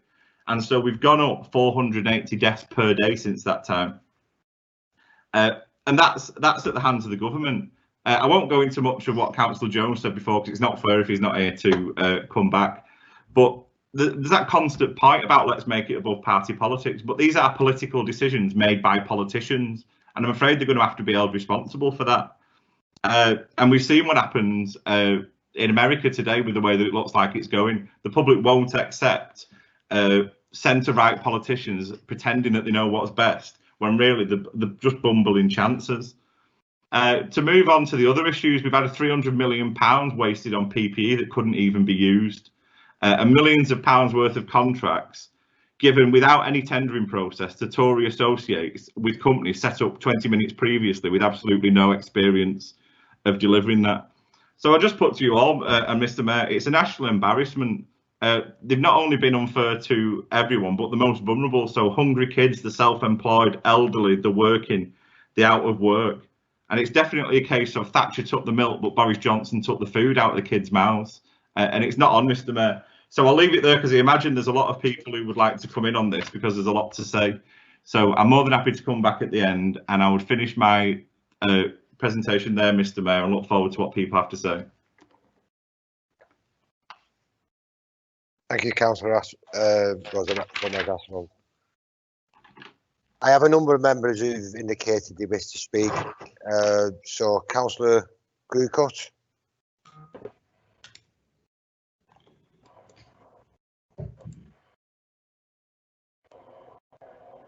Thank you, Mr. Mayor, and I'd like to thank the Deputy Leader for bringing this important motion this evening. As he described, we had a really strong sense of community and unity in the early stages of this pandemic, and St Helens Together remains our driving mission as a council. But, Mr. Mayor, the pandemic has exposed deep divisions in our society and in our communities. Inequalities that have got immeasurably worse over the last decade of cuts and the deliberate running down of our public services. To highlight some of those divisions, those in secure jobs and those living week to week with no safety net, those who could work from home and those who were out on the front line as key workers, those for whom a time at home was a chance to learn new hobbies and do Zoom quizzes, and those for whom home was a place of anxiety or even fear. Those who were furloughed on 80 or 100% of earnings, and the million people, principally self-employed, who missed out on any financial support. Those with workplace sick pay to allow them to self-isolate, and those reliant on statutory sick pay, which is now the lowest of all the OECD countries at just £95 a week. The health inequalities that mean that those in poorer areas and BAME communities were more likely to die of the virus. Those children for whom being at home meant they missed their friends and were bored, and those children for whom being at home meant neglect or abuse. Those children who had a family able to support home learning with suitable space, internet access and a computer, the literacy and language skills to support them. Mr. Mayor, I was shocked to learn that private school pupils were twice as likely to access home learning during the first lockdown. The inequality between families who are comfortably off and those living in poverty. As colleagues have said earlier, children went hungry during school holidays before COVID, which is why this council has a holiday hunger scheme. But sadly, the number of children eligible for free school meals has gone up by 700 since this crisis began. And the economic impact will be felt for years to come. 28% of St Helens jobs have been supported by furlough at some point during this crisis. And it's still 8% or 6,500 people. So the temporary reprieve introduced by the Chancellor for the next month is welcome, but another cliff edge awaits. The number of people claiming universal credit in our borough has risen by 79% since January. We now have over 17,000 people claiming universal credit with all of the problems that that system has. And prior to the pandemic, the Liverpool City region unemployment rates for young people were actually below the national average. We were doing really well at narrowing the gap. But now that's rising, and it's predicted that youth unemployment could triple, taking us back to where we were in the 1980s. In countries like Germany and France, jobs affected by COVID are being subsidised for 2 years. So I don't know why our government can't understand that these cliff edges are going to cause immeasurable harm, and that supporting jobs for longer is an investment in communities like ours. So we need a proper plan for jobs, but one that supports reforms to our economy, so we build in the resilience that we need to survive future shocks and the changing nature of our economy. But yet young people are paying the biggest price. 10 million of them lost months of school, and the mental health and poverty impact will be long lasting. Mr. Mayor, there's been a lot of debate about whether schools should be included in the national lockdown this month, and I've made my position clear on that. But I think that everyone, whatever their views on that issue, will agree that we urgently need the government to provide a plan to keep children and school staff safe, but also to tackle the lost learning and the educational inequalities. Our schools were badly funded before this crisis hit, and they need more funding for supply staff to allow vulnerable staff to work from home, and those that do catch COVID have the time to recover properly. Heads need resources to support staff and pupil mental health. They're going to have huge costs of heating this winter, as they've got the windows open for ventilation, so they're just burning fuel. They've got costs of cleaning, of PPE. And finally, on assessment, the young people that are due to sit exams at the end of this academic year have missed so much learning, and what they need from the government is certainty and not a repeat of this summer's fiasco. And they need the opportunity to get the results they deserve, but already they've missed more learning than young people in other areas, so we need catch-up funding that's linked to infection rates. Mr. Mayor, this motion addresses lots of these issues, so I'll be supporting it this evening, and I really hope that the government starts to listen to areas like St Helens. Thank you. Thanks, Councillor Grocott. You just made it then. Councillor Burns.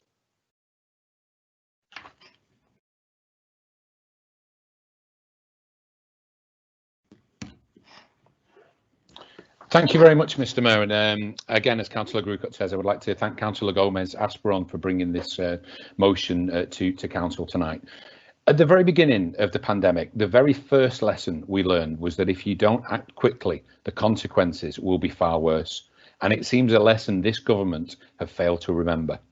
The Labour Party asked for a circuit breaker to bring this virus under control only last month, to run across half-term in order to minimise disruption. But Keir didn't ask this on his own. This was backed up by sage scientific advisors, these same advisors that the Tory government are supposed to listen to. They ignored this advice. Instead, they played around with a tier system that meant different things to different regions depending on where you lived. Track and trace, Mr. Mayor, has been a farce, and tier restrictions have been confusing and been too little, too late. Boris continues to overpromise and underdeliver, rejecting the advice of the professionals, such as the scientists, and running with his own waffle.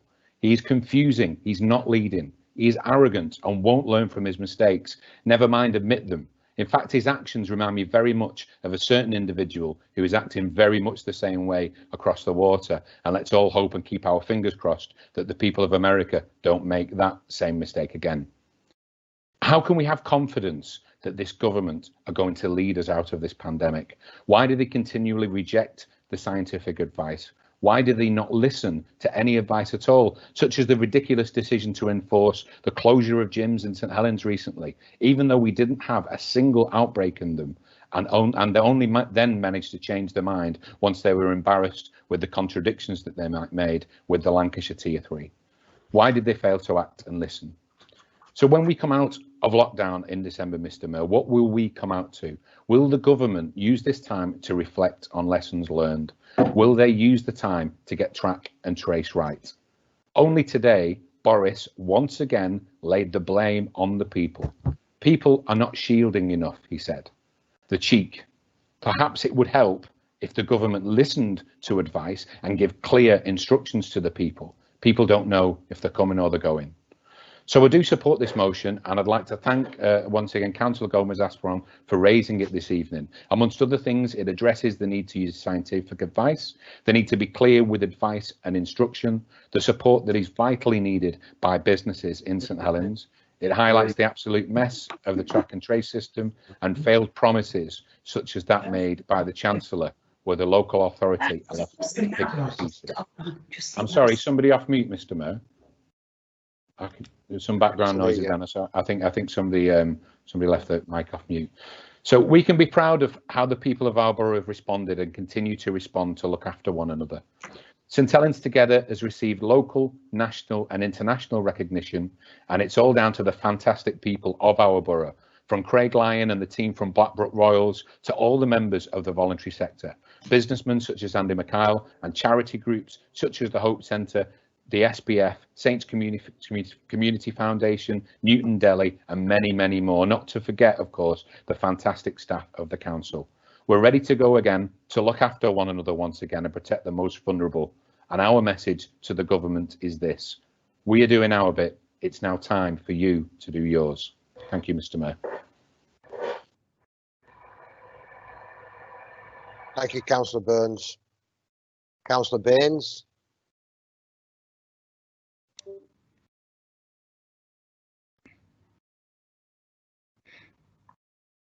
Thank you, Mr. Mayor.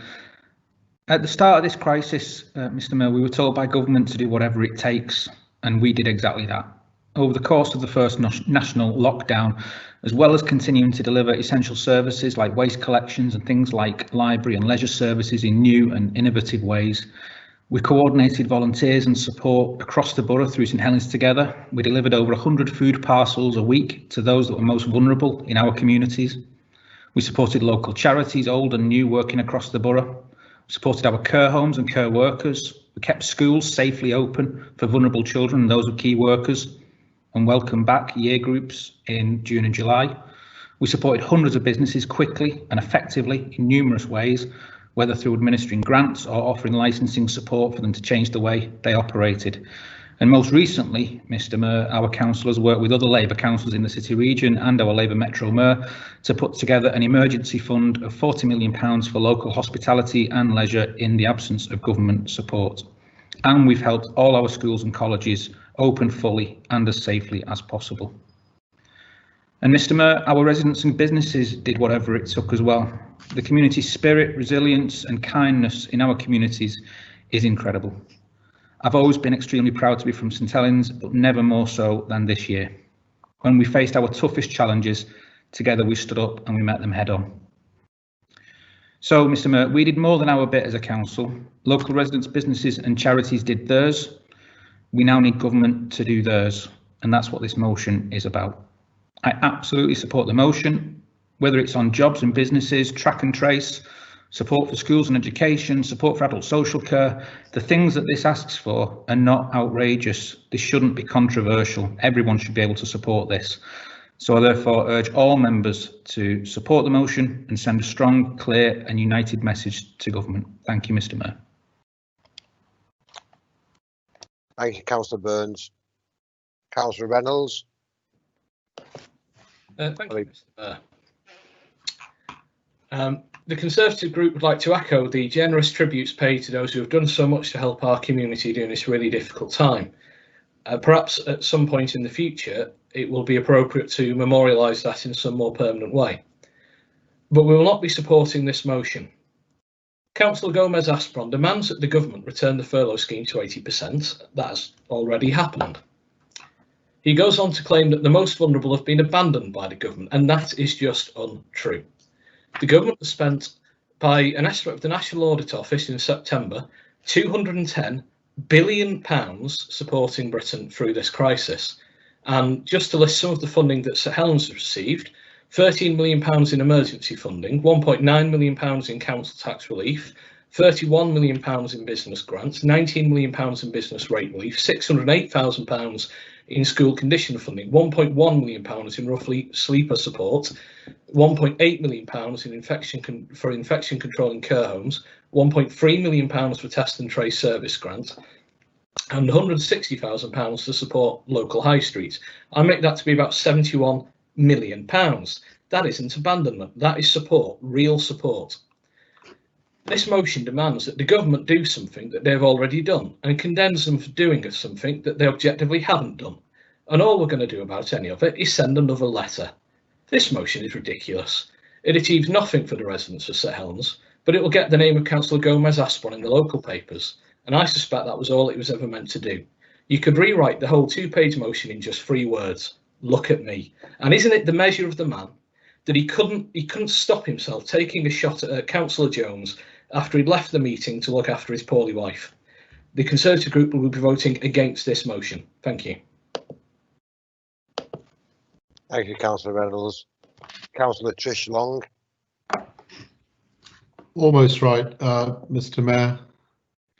I'm slightly taken aback by Councillor Reynolds' comments, but I would like to echo the praise for the community of St Helens, its economy, and all its institutions for the way it's been St Helens together. One could have described that as being a society, a way a society works. Frankly, Mr. Mayor, we've been sold short. The people I co-represent in West Park, Prescott Road, Knowsley Road, Newtown, Old Eccleston, and the rest have been sold short, especially those from the World War II generation, for whom I'm proud to show my respect today by wearing this poppy, and I see you're wearing the same poppy as well, Mr. Mayor. The scandal of the handling of COVID in England, and it is a scandal, it starts a long time ago in 1987 with the Prime Minister Margaret Thatcher declaring there is no such thing as society. Well, what is a civilized society but one that has the ability to treat its sick and care for its elderly without fear of catching a fatal disease? And it continues during the last decade with £900 million cut in public health funding, falling 6 times harder on the poorest local authorities, and a cut that we protested in this council, and rightly so. And it ends with the chaos, the fatal chaos of a so-called well-beating track and trace system losing 16,000 contacts because the spreadsheet should have been put to bed, out to grass in 2007 as being outdated, a trivial piece of software undermined by cheese pairing by the government. And there are consequences to this because potentially 2,000 of those contacts could have had a serious illness, 800 could have become critically ill, and perhaps 160 could have died. And certainly the people that they may have infected may well have been drawn into that. The Conservatives have been in national government for over a decade now. They've cut corners, they've sold us, they've sold St Helens short, they've stabbed us in the front and they've stabbed us in the back, and they've turned a blind eye. Our relatives and neighbours deserved better. Not surprisingly, the wartime generation, such as Captain Tom and other heroes, have showed us that we do need to care for the pillars of our society. And I'm delighted to say that another representative of that wartime generation, you may have heard of him, he's a 77 years young resident of Delaware in the United States called Joe Biden. And tonight he's going to show us the way past a shambolic right-wing, I'm all right leadership. And thank God for that. Thank you, Mr. Mayor. Thank you very much, Councillor Long. Councillor Wiseman. Thank you, Mr. Mayor. I'm going to be very brief because a lot of what has been already said I agree with.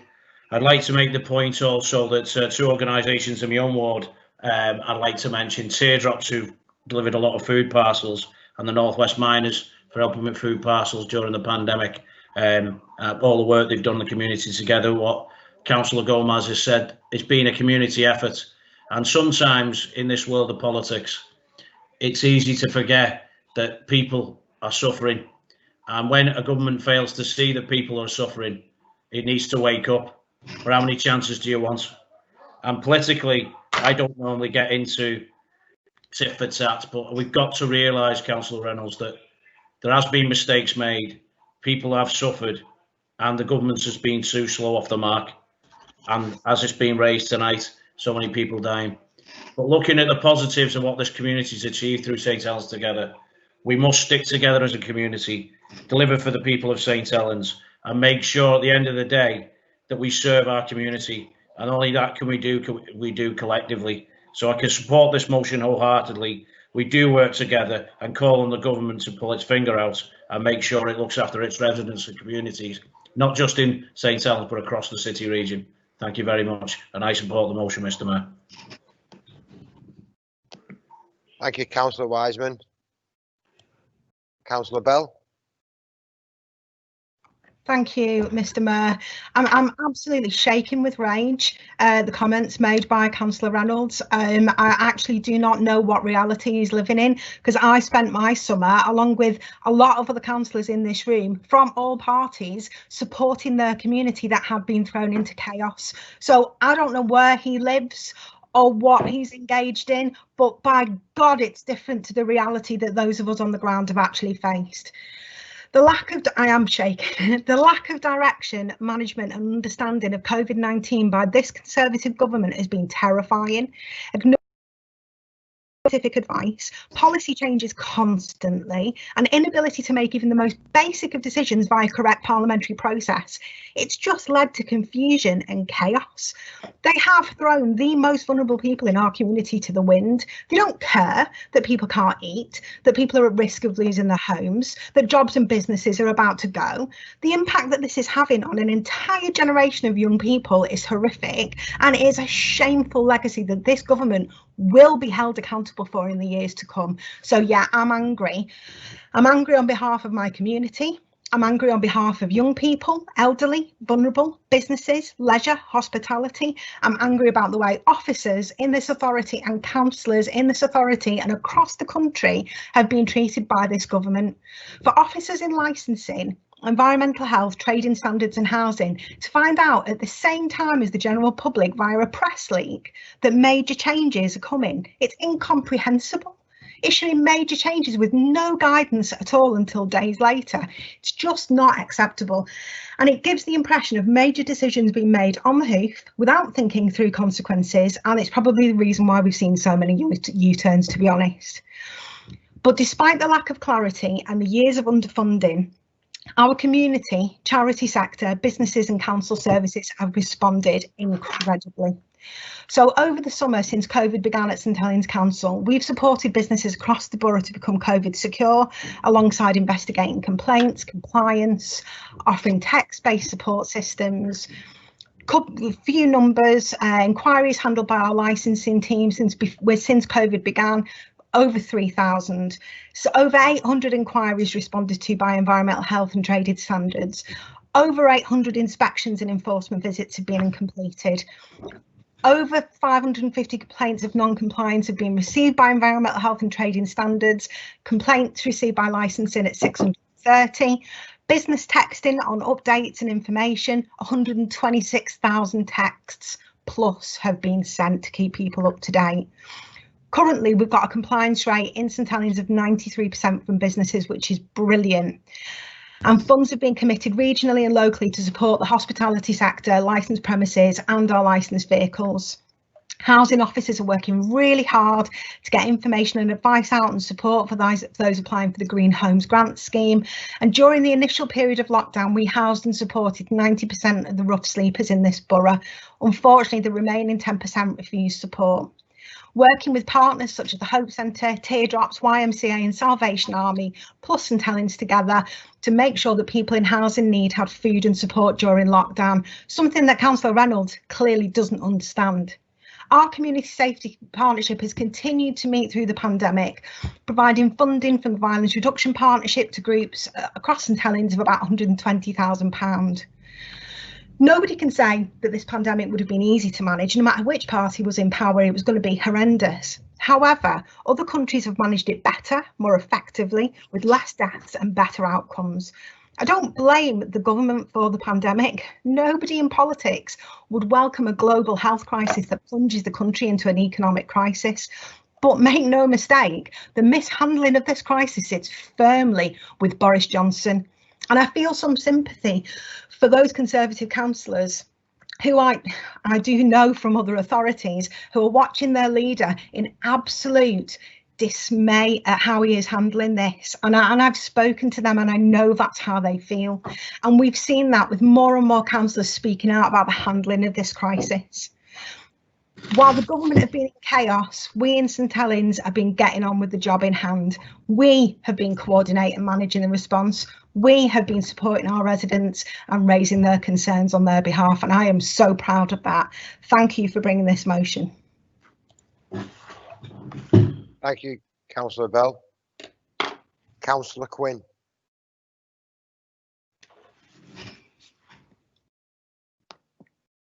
Thank you, Mr Mayor, and thank you, Councillor Gomez, for this motion, which I'm very proud to support. Councillor Reynolds said that the most vulnerable had been cared for. Our most vulnerable in St Helens are in residential and nursing homes. That's the elderly most vulnerable. Those people, the hospitals were instructed that they had to get those individuals out of the hospital and back to the homes, even without testing. What happens when you do things like that? COVID spread. Thankfully, because of the working relationship within St Helens and the clear thinking of our health providers, the Trust, CCG and the local authority, no one was discharged from Whiston back to a care home that hadn't been tested or was positive tested. No one.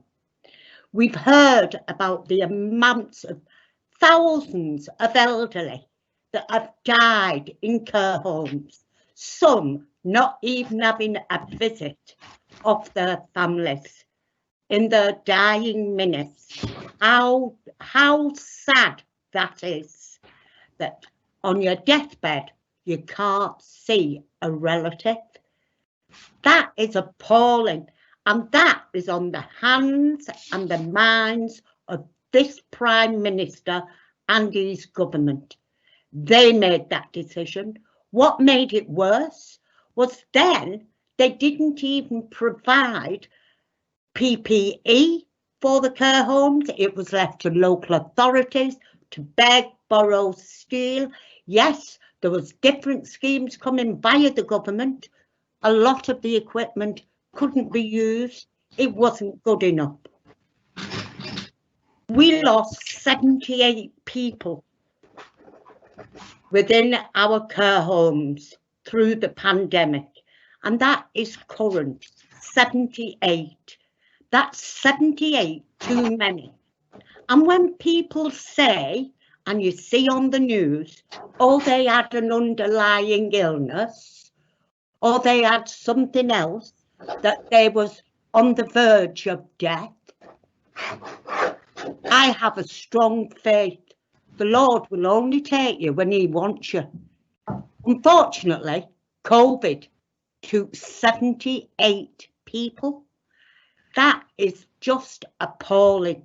But when we look around this country that wasn't as well equipped in professionalism, in the ability to distribute the intelligence and the equipment that we did within St Helens as quickly as we did, and that was partnership working, their death rates was far higher.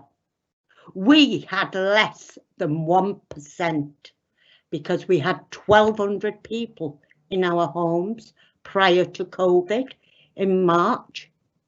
But that's still 1% or 0.5% too many at the hands of a Prime Minister that's flummoxed about, made decisions on the hoof. I came upstairs, went downstairs, decisions have been changed. That is no way to run a government. He may be a showman, but it's not a showman we need as a Prime Minister. Councillor Reynolds said it's just another letter. Well, if that's what you think, Councillor Reynolds, you may as well sit at home and don't do anything, because this is the platform that we can air our differences, challenge our government, irrespective of who they are, challenge them and have it on record. We actually sent a letter following the 4th of March Council regarding adult funding, and the last words in that motion was, the crisis is now. But sadly, they didn't take heed. They didn't work on it. They will go to bed tonight. They'll probably sleep, but there are lots of carers at home who have not seen their relatives in homes as a result of their shenanigans, and that's all as it is, because it's certainly not organisation, and they should be ashamed of themselves. Thank you, Mr. Mayor. Thank you, Councillor Quinn. Councillor Macaulay.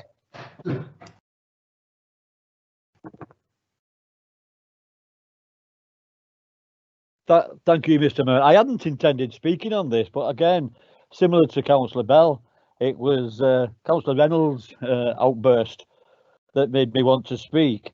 And I agree, he's living in a different world to myself. I don't know if he was out and about in the summer, but what I seen was our communities really come together. So I was working in the Sutton and the Thatcherheath areas, and it really was some challenge together. Our communities, people like the Steve Prescott Foundation, Andy McKyle, and all the great stuff that was happening there. It was absolutely fantastic to see and be a part of something that was really happening on the ground. And when you've seen the suffering that's been going on in and around the hospitals and people's lives suffering, I don't know how Councillor Reynolds can even contemplate on the things he said, actually. But the track and trace system, part of the motion. Do you remember we was told it was going to be a world-class system? Well, it's not my idea of world-class of what we've got, anything but. And it's called the NHS system, the NHS track and trace. Well, it's another example of backdoor privatisation of what the Tories do with the NHS. So I won't ramble on anymore, Mr. Mayor, but I fully support this motion, and I'd like to thank Councillor Gomez for bringing it forward. Thank you, Councillor Macaulay. Councillor Charlton. Thank you, Mr. Mayor. I will be supporting this motion, and I would like to remind Councillor Reynolds that he's a corporate parent. We have 479 children and young people looked after in this borough. We are their parents. We've got a responsibility to look after those children and young people. Children and young people are going to bear the result of COVID-19 more than any generation, because they're going to be paying for it going forward. As the motion states, the North West children are missing more time in the classroom than the peers. And as Councillor Grocott pointed out, private schools don't have the same problem as our children and young people do here. So, you know, they're not going to get the grace that they deserve in their exams in 2021. My mantra is, if it's not good enough for my children, it's not good enough for the children and young people we look after. You should hang your head in shame.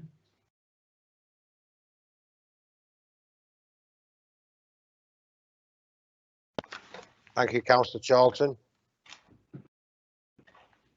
Councillor O'Keefe. Thank you, Mr. Mayor. In regards to the track and trace system that we have in the UK, well, I think we've had a very interesting experiment with a privatised track and trace system, and I find it staggering that the government went down this route when we've had, since the times of when dealing with cholera outbreaks, when we've had recent outbreaks in St Helens with norovirus or things like food poisoning, for example, that we do have track and trace teams, and we've always had them at our local public health teams and environmental health teams. Now, we also have NHS laboratories, and yet rather vast amounts of money have gone into private companies who've had no experience or background in public health, and the results are in. It hasn't worked, and it's time to pull the plug on it, because I think we're in the position of going to the position of the sunken cost fallacy. They want it to work. They bought into it so deeply that they want it to work that they don't feel they can change path anymore because they've gone so far down. They made boasts about world beating track and trace, Operation Moonshot. They're now going to test everybody in Liverpool for coronavirus. We just need to stick with what we know works, and that's the public health teams. They need the funds. They need the funds to recruit, to manage teams, to build capacity, and also in NHS laboratories as well. They need the funds. They need to take staff on as well, so they can administer tests and get them to people in a time, get the results to a timely manner, and so we can begin the contact tracing, because we need to do the right things, and we do have the people there. We just need to back them. So I do want to move an amendment to the motion, which I do support. Where we come to point 5 about track and trace. Well, rather than just singling out Serco as a private company, because they're not the only private company involved in track and trace, I found out. There's no one called Citel, which I've never heard of before. They're involved in the laboratory side of things. So we need to put forward, tighten things up on point 5. And I would like to commend Councillor Gomez-Asprong for putting this motion on. I do hope we can come to an agreement on the amendment, and I'll be more than willing to withdraw motion 12D. Thank you.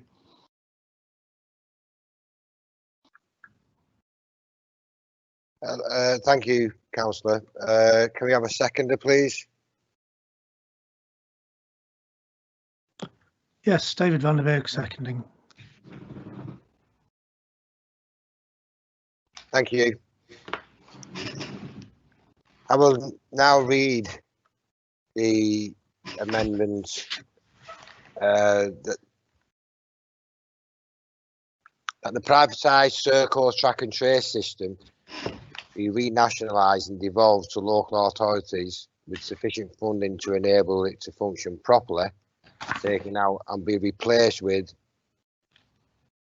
that all monies going to private companies for track and trace cease immediately, and that funding goes to local public health teams and NHS laboratories.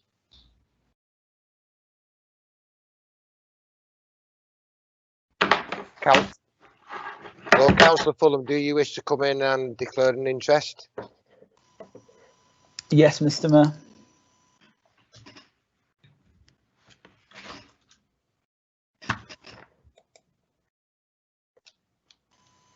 Shall I make my declaration? Yes, please. Thanks, Mr. Mayor. I've got a conflict of interest on this, or possibly a conflict of interest, and any succeeding business, so I will retire from the meeting. Thank you. Thank you, Councillor.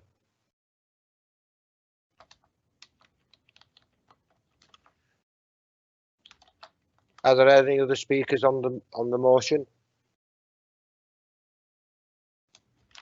Councillor O'Keefe, do you wish to speak? Thank you, Mr. Mayor. I don't wish to speak on the motion. I don't wish to speak. Thank you. Thank you, Councillor O'Keefe.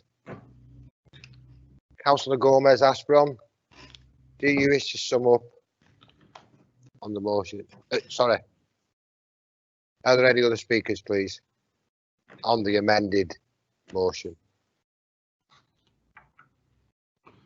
Just a point of order, Mr. Mayor. Do I still get to sum up because now the amendment becomes a substantive motion?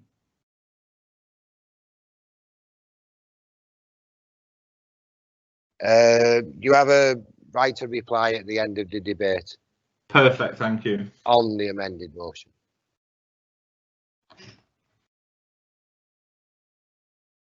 Are there any other speakers on the amended motion? No. Councillor Gomez, Asprom. Thank you, Mr. Mayor. I'll just sum up with Councillor O'Keefe first, because it's a little frustrating. We've been discussing this for the last 3 days through the monitoring officers to try and reach some sort of amendment, because ultimately the motion that he had put forward, and we don't know who's putting motions in, echoed a lot of what mine was saying. And I thought Serco was important to put in there because they alone, there may be others, but they did get the £12 billion contract.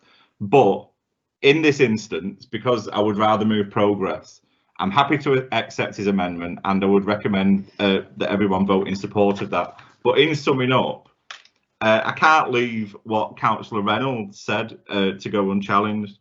So I've got 3 words for him, and they might be a different 3 words if I had grown up a lot in the last few years.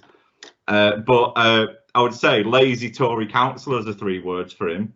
So he can't see the point in writing a letter, and he can't see the point in the Tory group putting forward an alternative budget when he's complaining about it. And he can't see the point in recommending an alternative to the local plan because they can't be bothered because they just want to moan. So it's very interesting that when they can't shoe on a point about the local planning, they then want to talk about me. And I think it's because they're actually learning that they're irrelevant. He's just trivialised the death of 78 people in the borough, which is a farce. He's come out to bat for Boris Johnson instead of the residents of the ward that he represents and the wider borough, which just sums it up. I think you don't have to scratch much on the surface to reveal the true colours of a Tory. I would say 3 other words are out of touch. He hasn't got a clue what's going on. I can only assume whatever planet he's on doesn't get the same reception for what is going on that we do.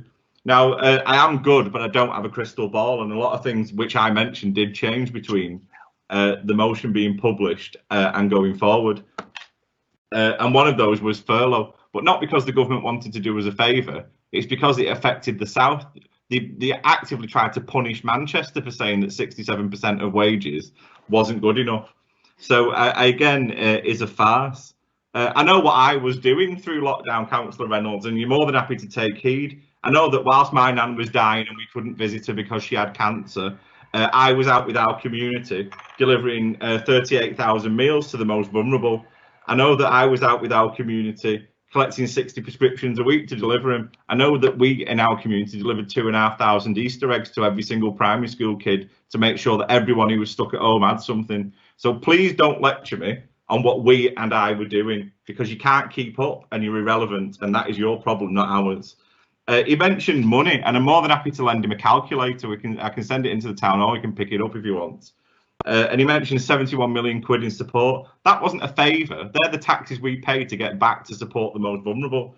He didn't mention the £110 million a year that the Tories have cut from this council every year since 2010. He didn't mention the 9 billion quid in council tax cuts. The £9 billion in tax cuts that this Tory government have given to the richest people while squabbling that they can't feed starving kids. So please don't lecture me on what we and I and the Labour Party are doing, because again, you can't keep up. You have no actual foot in reality of what is going on in your ward. So like I say, I've got a calculator there if he wants to borrow it, but I'm sure his numeracy and illiteracy point isn't by accident. He's done it to try and fudge the numbers. And again, he was trying to challenge what the Labour government. Now, bearing in mind the Tories have been in power for 10 years. A Labour government between 1997 and 2010 lifted nearly 1 million people out of poverty, mostly kids and the elderly, with free TV licences, which they've scrapped and then blamed on the BBC, and numerous other things that lifted those kids out of poverty. So there was genuinely fewer kids in poverty at the time of that Labour government. So again, no lectures, and I think everybody gave it him. He sort of backfired. He's tried to be the mouthpiece of that opposition group, and it sort of backfired on him. Just going back to, because the chat was buzzing as I was talking. So if we're summing up, we've got to the point where Councillor O'Keefe has suggested an amendment to point 5, which, like, as I say, we've spent 3 days trying to arrange that and it hasn't happened. So it's a shame that he's suggested it now, but I'm happy to support it. And so, sorry, I'm just keeping up with the chat as it's going on. It's more complicated than a normal meeting, this. So Councillor Gomez-Aspron accepts the amendment. We'll still take the roll call. So I do accept the amendment, and I would encourage everybody to vote in favour of it because we need to do it. And if Councillor Reynolds wants to dismiss a 2-page motion because he doesn't like me, despite the fact I don't particularly care what his personal views are of me, and despite the fact that a page of it is praising the people of this borough who have done most, then I'm more than happy to recommend that for support. So my understanding is that Councillor O'Keefe's amendment would change what is point 5 on my motion, and that would become the substantive motion, which we then vote on. I accept that and would recommend that we move to vote. Thank you very much, Councillor Gomez-Aspron. Before we move on, I'm just going to bring the monitoring officer in just to answer some of your texts. Thank you. Thank you, Mr. Mayor. Jan Bakewell, Director of Legal and Governance. If I can assist the meeting. I've noticed there's been some queries about the status of the amendment. So if Councillor Gomez-Aspron, as he's indicated, is willing to accept the amendment to the motion moved by Councillor O'Keefe, we will still take a roll call on that amendment. And if that is carried, it then becomes the substantive motion. So we will take a roll call shortly on the amendment to the motion.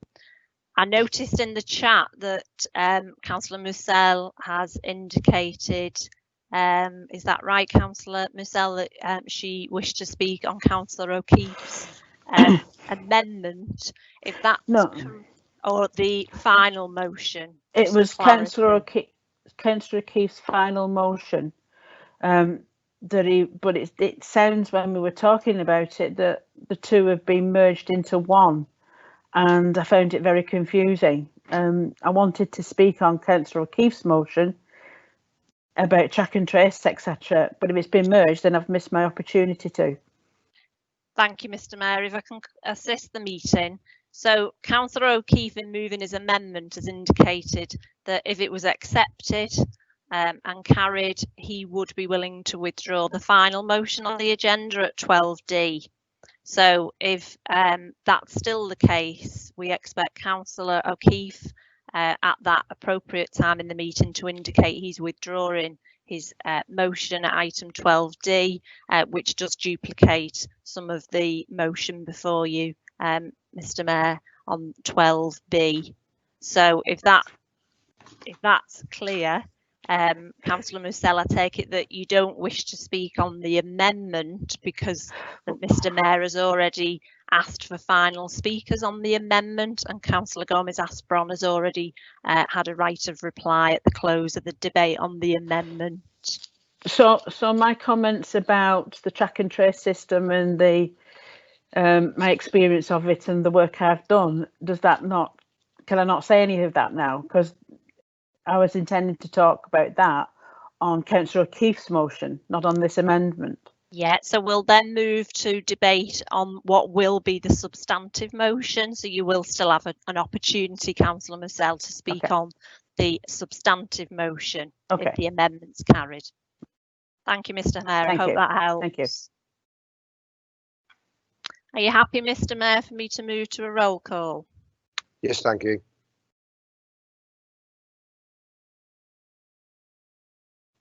Members, I'll call your names in alphabetical order, and after your name is called, if you can indicate, just so you're clear what you're voting on, if you can indicate if you're voting in favour of the amendment to the motion, Councillor O'Keefe's amendment, if you're voting against the amendment, or if you're abstaining. Councillor Baines. Thank you, Jan. I'm voting in favour of the amendment. Councillor Banks. In favour of the amendment. Councillor Bell. In favour of the amendment. Councillor Bond. In favour of the amendment. Councillor Burns. In favour of the amendment. Councillor Charlton. In favour of the amendment. Councillor Clark. In favour. Councillor Cunliffe. In favour of the amendment. Councillor Gomez Asprom. In favour of the amendment to such a comprehensive motion. Councillor Greaves. In favour. Councillor Grocott. In favour. Councillor Grunwald. I support amendment. I believe Councillor Hattersley has had to leave the meeting. Councillor J Jackson. In favour of the amendment. Councillor P Jackson. In favour of the amendment. Councillor Johnson. In favour of the amendment. Councillor Derek Long. In favour of the amendment. Councillor Tricia Long. In favour of the amendment. Councillor Lynch.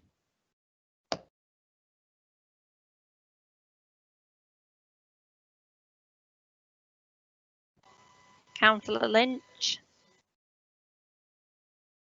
We'll come back to Councillor Lynch at the end. Councillor Maloney. In favour of the amendment. Councillor Macaulay. In favour of the amendment. Councillor McDonnell. For the amendment. Councillor McQuaid. In favour of the amendments. Councillor Murphy. In favour of the amendment. Councillor Mussell. In favour of the amendment. Councillor O'Keefe. In favour. Councillor Ossendeco.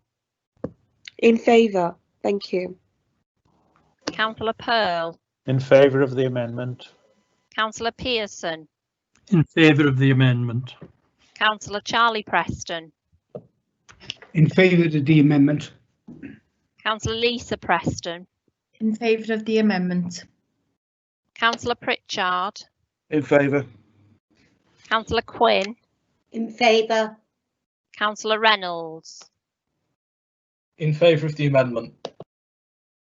Councillor Smith. In favour of the amendment. Councillor Sweeney. In favour of the amendment. Councillor Tasker. In favour of the amendment. Councillor Uddin. In favour. Councillor Vanderberg. In favour. Councillor Wiseman. In favour. And if we can go back to Councillor Lynch.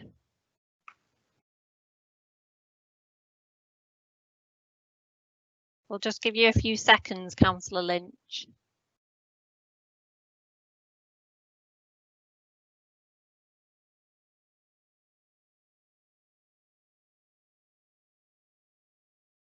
You're still in the meeting, Councillor Lynch, if you can hear us.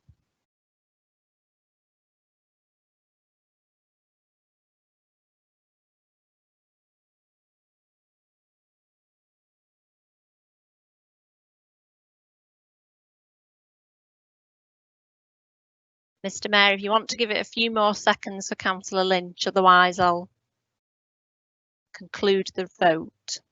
Okay, thank you very much.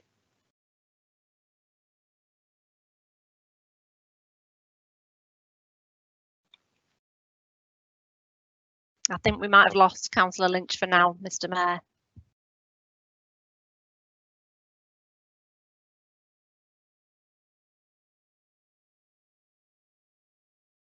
I declare the motion carried. The amended motion carried, sorry.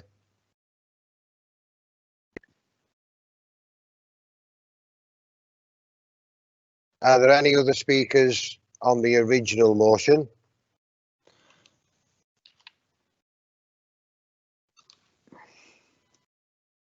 No. Councillor Mussell, do you wish to speak? Yes, Mr. Mayor. I agree with what Councillor O'Keefe said about the public health and the environmental health. And I'm saying this because that's my husband just going out. I'm saying this because I'm not sure whether the motions have been merged. So this is relevant to both motions. We talk a lot about localisation and the Serco involvement with track and trace. But through my work with NHS Digital over the number of years on cross-government programmes, I understand the process that organisations have to go to. So it's not as simple as it may sound. It's not as simple as it may sound to localise a technology. Organisations must follow technical architecture to get the infrastructure required, technical programming, governance and interoperability for computers to talk to each other, and then undergo penetration testing for security to undertake at even a local function to gain access to NHS systems. There's been a mention of Serco, and Councillor O'Keefe wasn't sure how many there was, but I can tell you that there are currently 35 organisations working and listed as data controllers on the track and trace process. This includes NHS Digital and NHSX, but it doesn't include the 47 organisations who provide IT hosting systems to local authorities, nor the 5 that host NHS systems. To think that it's normal, in normal circumstances, the NHS provides support internally without the private sector has never been the case. We require the private sector to do this work for us. They are under the control of the NHS, and I work for NHS Digital, so I know what happens. Councillor O'Keefe talks about community support, and there's been a lot of talk about what Councillor Reynolds did in Rainford during the pandemic. We've worked very hard with Rainford Parish Council supporting our residents here, but I know for people with COVID, there is a lot of support out there, with professional help from the district nurses, from contact cares and from the voluntary sector. And I would like to finally congratulate Councillor Anderson in Liverpool for a collaborative approach with the government, working on the new system that they're testing for the people of Liverpool. It would be nice if St Helens Council offered to be part of that project as a fast follower site. Thank you, Mr Mayor.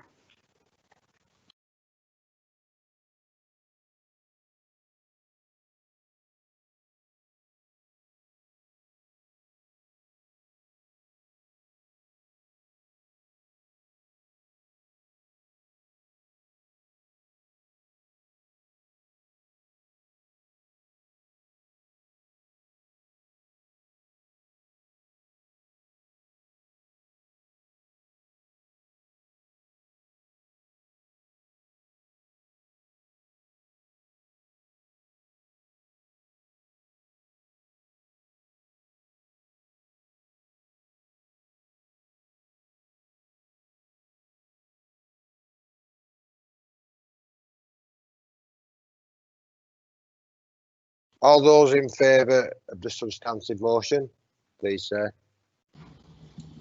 Agreed. Agreed. Agreed. Agreed. Agreed.